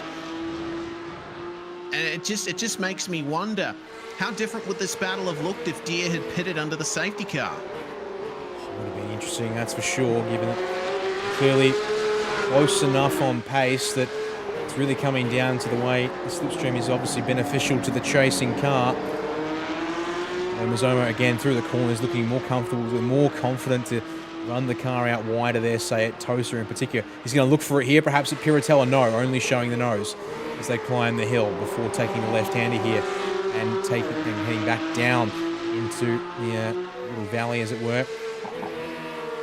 Just continuing to threaten that move as trouble for Lindsay Hobbs. Out on track at Tosa. Oh dear, he manages to get it back going, but remember he was involved in the fight with Peter Pavlovich. I'm wondering if there was a coming together there. Unfortunately for Hobbs, it looks like the answer is no. As they come into Tosa, Hobbs just loses the rear end in the mid-corner and around he goes. The engine being in the back of these cars means it acts like a pendulum when you lose grip in the rear. You start the spin and you keep spinning. Oh, a bit of a run there, but doesn't matter because Matthew Deere will yield to the pit lane. Compulsory service will begin. That should see him drop back around Lindsay Hobbs, if not further back, I'd say. So Mazomo is now going to be pretty comfortably home now. 16-second margin back to Craig Mason. And he just has to complete another 5 laps still. Oh, sorry, 13, 14. That is 5 laps, so I'll take that back. 5 to go here to round out his night of racing. As we'll see Deere drop down the order. Stop complete. We'll be rolling now. Lindsay Hobbs. She might not get him here, so it'll be P5 for Matthew Deere on the pit exit here, Reese. Well, out he comes, and he's got a lovely gap back to Lindsay Hobbs. So now that will still be a solid top 5 on the board for Matthew Deere. Once again, though, you have to wonder if he hadn't stayed out under the caution period, he might have well been guaranteed at least a second place, considering what happened between him and Mazomo earlier. Meanwhile, Taylor Oakes up ahead, keeping everyone honest in 4th place. He's got a clear gap ahead and behind. Seems that Pavlovich's pace is a little bit quicker than his, so I think that might be the last we see of a run forward from Taylor Oakes, who's still carrying damage from his lap 1 incident. So I'll bring it up here on the screen. Yeah, lost 3/10 to Pavlovich in the last lap, unfortunately. So yeah, it would take quite the reversal of fortunes, it would seem. But this is about it on circuit now. This and Lindsay Hobbs, and whether he can close up to Matthew Deere, though. Little slide there off of the very Alta, as well as a bit of damage that he's also picked up over the course of the race. That won't be helping him any much either. And that's about it, really, unfortunately. John Courtney with also off-cycle pit stop out on his own here in P7. And unfortunately for Anthony Green, it's been a rough night for him too. Plus off sequence on pit lane as well. Taking a green flag stop. Means that he's down here in 8th place. And it just hangs on to that one there, Reese, off of Piratella. Yeah, it's a corner where it's very easy to lose the car. It's, going over a crest, fast left-hander. You want to try and get on the power early to get a good exit out, but very easy to lose the rear end. At a circuit where turn-in, a pointy car, is certainly preferred, purely thanks to the number of chicanes that comprise this layout. Mazomo well into the lead and under absolutely no threat here. It was a show of domination from Cameron Dance in the flat 4s, and it's looking like the same for Simon Mazomo in the flat 6s as things stand. Coming up to the line, he's going to have 3 laps to go, and his pace is still fantastic. And it looks like there's just been a change for second. Peter Pavlovich has made his way past Craig Mason, who it seems has had a little bit of a problem out there. Now under threat from Taylor Oakes. I think Big moment is potentially, it was at Variante Alta. It looks like he lost the rear on the way in and straight into the tyre barriers. That's quite unfortunate indeed. Pick it up here on the replay. And with this shot here, we'll see. Comes in and, oh no. Off screen. Exit stage right momentarily. And thankfully not damaged, but actually quite costly in time. And in fact, really just he wasn't actually all that far ahead of these two. As a result, slots in, and it now means we might just have a three-way scrap for second. Whether Taylor Oakes can hang on to Craig Mason, whether Craig Mason hasn't burned off the best of his tyres, we still have something to go after Pavlovich, given he looked fairly comfortably in second place. But this is now where it's at, Reece. I was wondering where it was going to be at for the end of this one, and I found my answer. Yeah, so potential for some more drama here in the last couple of laps. It's all about minimizing mistakes, keeping it consistent, and not every driver has been able to do that here tonight. We'll keep an eye on how things go in Variante Alta this time around. Pavlovich looks nice and stable in the braking zone. He's just keeping it smooth across the curbs, as is Mason, as is Taylor Oakes, though Taylor does run a little bit wide on the exit. He's probably starting to push the incident limit if he hasn't already. That's another fastest lap from Simon Mazzomo, meanwhile. 144.7. Just keeps getting faster as the night goes on, and at the penultimate lap, we'll see if Mazzomo can go even faster, because at this point, all he has to do is chase for the fastest lap. And bring it home clean, but that seems to be on course to do so. Now, it actually turns out I can actually see incident point accumulations in this race. Driver most at risk, but not really, for what it's worth, is Matthew Deere in the 116. For information, Reece. Taylor's not too far behind, but likewise is still got plenty of safety margin on incident points, and apart from Lindsay Hobbs, no one else is in double digits. All right, so the incident point situation will likely remain the same towards the end, unless there's a big coming together on board here with Craig Mason as he chases down Pavlovich. This fight for second seems to be heating up. Remember that that Mason was certainly in contention for some good points in race one, but unfortunately was not able to really make it to the end in one piece. But he could have a second place on the board here if he nails this. He pitted at the same time as Pavlovich. These guys are on the same strategy, but Mason nailing the pit stop under the safety car was 5 seconds quicker than Pavlovich in the box, and ultimately this could pay dividends for him as the white flag has been taken by Simon Mazzomo.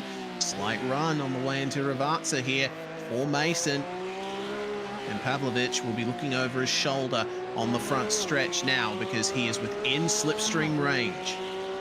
This is the prime territory now for Craig Mason as the speed builds. Will be on the gearbox, I think, by the time we hit the brakes, so he'll have to pull out and then commit to lunging up the inside here as we pass by the pit lane and everything, and he looks for a moment, then comes back across for a normal line, and that's able to allow him to set up a run nicely, but then going to get stalled a little bit here because Pavlovich is in front, although he closes as we head towards the Villeneuve chicane. Hang on to the spot though, these two. Close, but not quite, it seems, as they are now 3/4 away of a lap, that is, from the start. As Mason crisscross. Oh, okay. Just enough space given, a little bit of a tap, but it's almost looked like Mason had enough to get the move done through the corner. Just lost some momentum there on the exit. Can Pavlovich defend into Piratella? Mason wisely backs out of it, but that's forced Pavlovich wide, and that could be the change for position that Mason wants. He is ahead. Oh, but it's the fight back from Peter Pavlovich. What a fantastic fight this is. Both drivers giving each other space, but there's the contact. And almost shot off the racetrack is Peter Pavlovich. Wow, that was a great bit of racing to end this night off. Spicy indeed. While all of that's been happening, Simon Mazzomo makes it to comfy as you like, it seems, for him. We'll have to check in with that later as your fight for second apologies, brings itself to the last couple of turns. Looks like Craig Mason has done enough here, Reece, to hang on to second place. At 3/10 off of Ravazza 2. Unless he coughs out of fuel here, he will hang on to that spot as they wind their way up the speed and past the start finish line, they will come there. All right, well, that's how things are going to end up for the podium. And what a great race that was at the very end. But Domination City for Simon Mazzomo in Imola. And that will be the maximum haul of points possible for him. Got the fastest lap in race 2 and winning both races.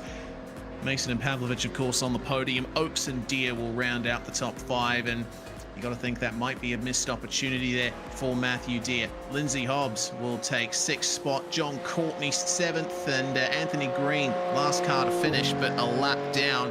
Unfortunate for Cameron Dance after, unfortunately, making contact with Green after a mistake, bringing out the safety car and deciding to retire from race 2.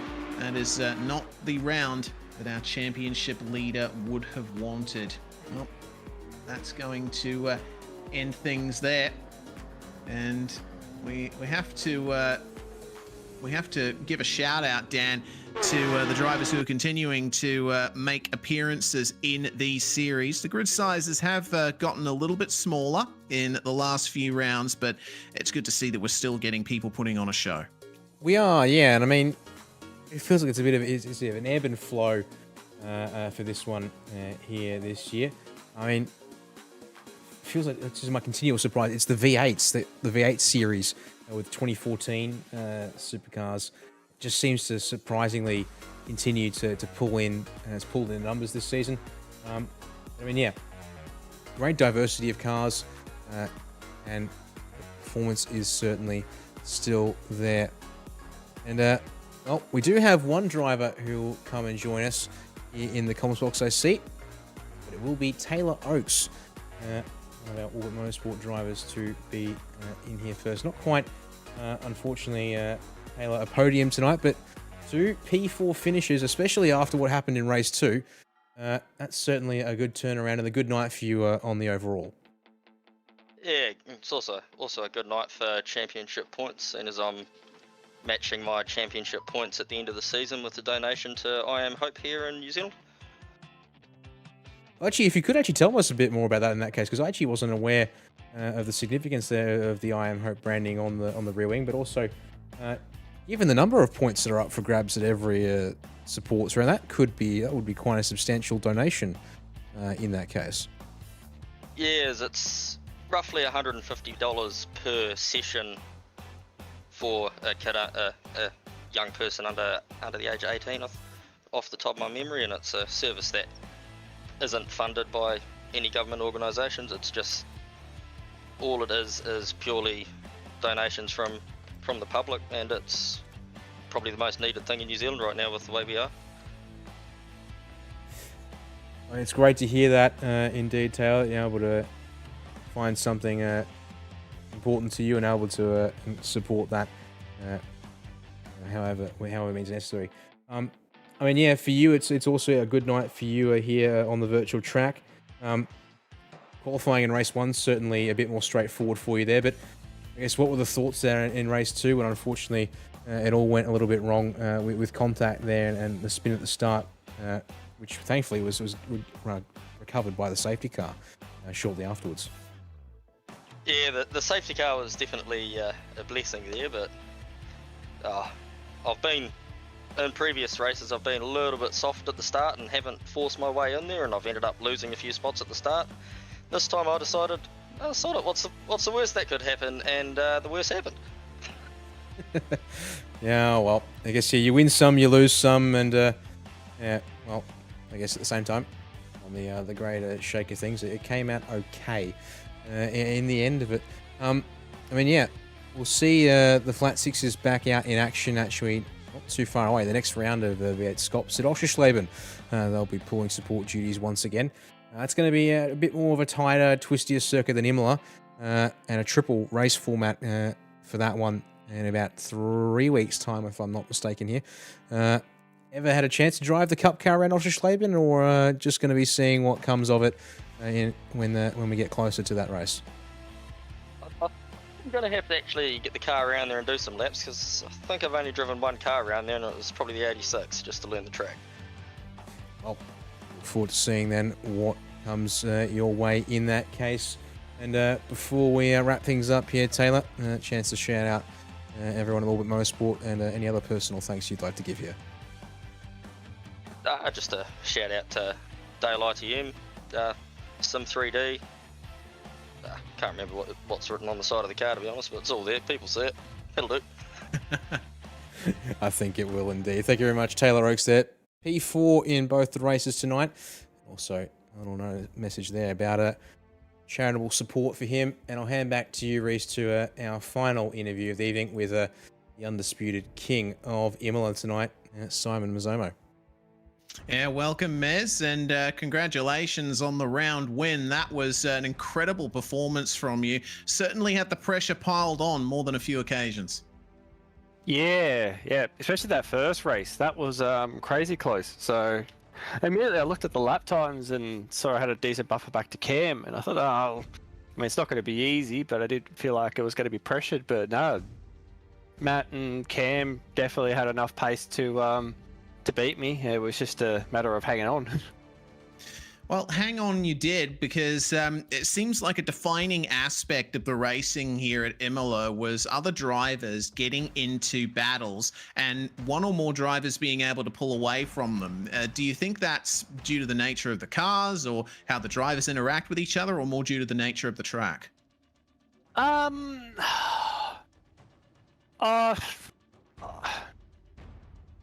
I probably can't give you a definite answer right now. Maybe a bit of all the above. I mean, the cars are pretty good racing against each other, especially a track like this, fast flowing, tends to lean to them being a bit more racier.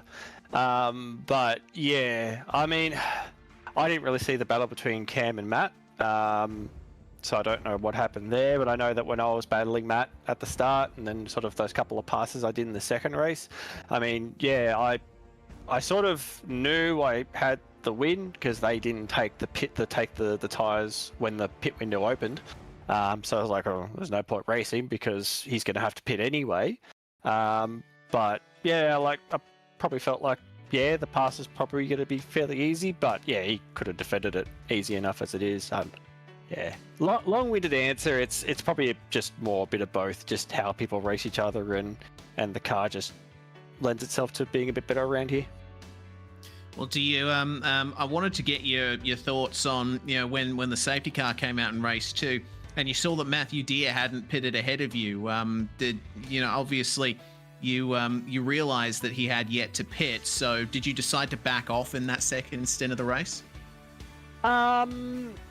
Yeah, well, I was very confused. I'll be honest. I was very, very confused because as soon as the safety car was called, like I was in, because obviously I was with Cam and Taylor and Collins, and I was into both of them. I was like, the pit window opens at lap 2, doesn't it? And it's like, yeah, we're all agreeants. So I've just gone, well, of course you're boxing. So pitted. Then yeah, Matt and John and I think Anthony kept going, which spooked me a little bit. But everyone else came in, and we were all confident that that's what it was.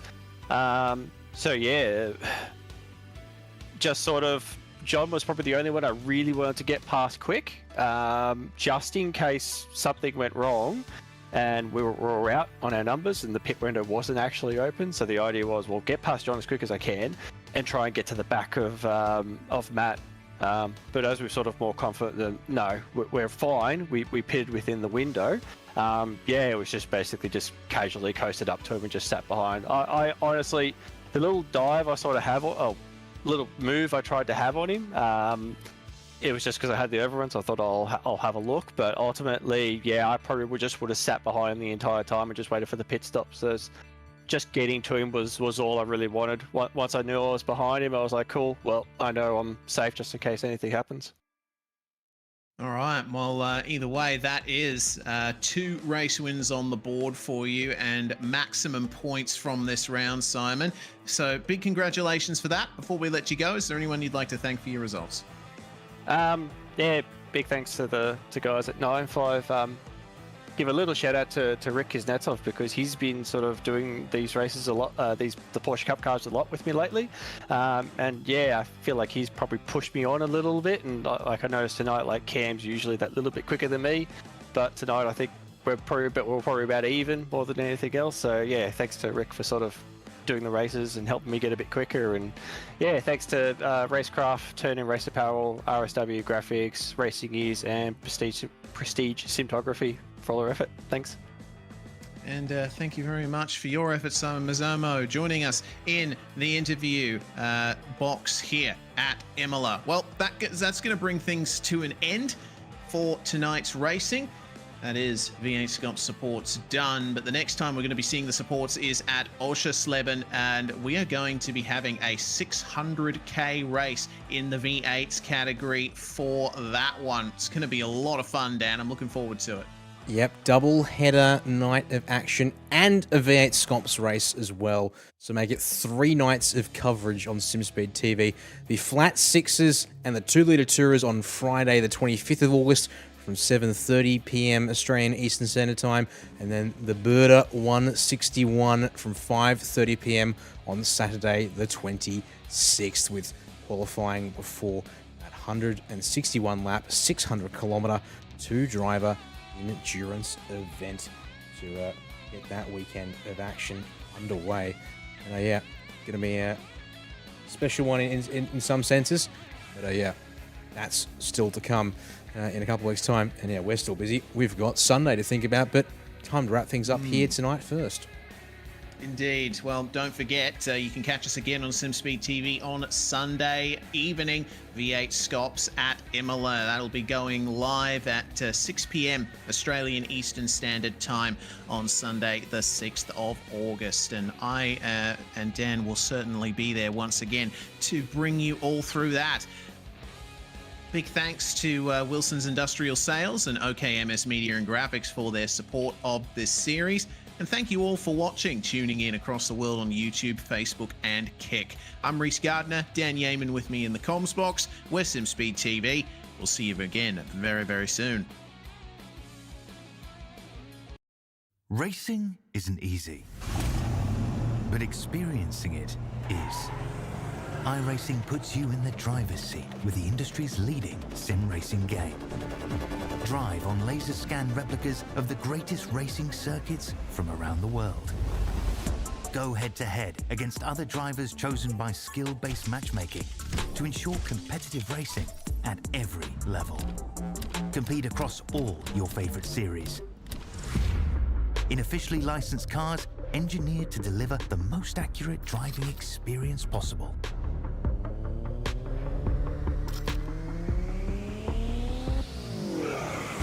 Join a race or host your own with players from across the globe. Race against the computer or in a league with friends. Feel the thrill behind the wheel. Visit iRacing.com.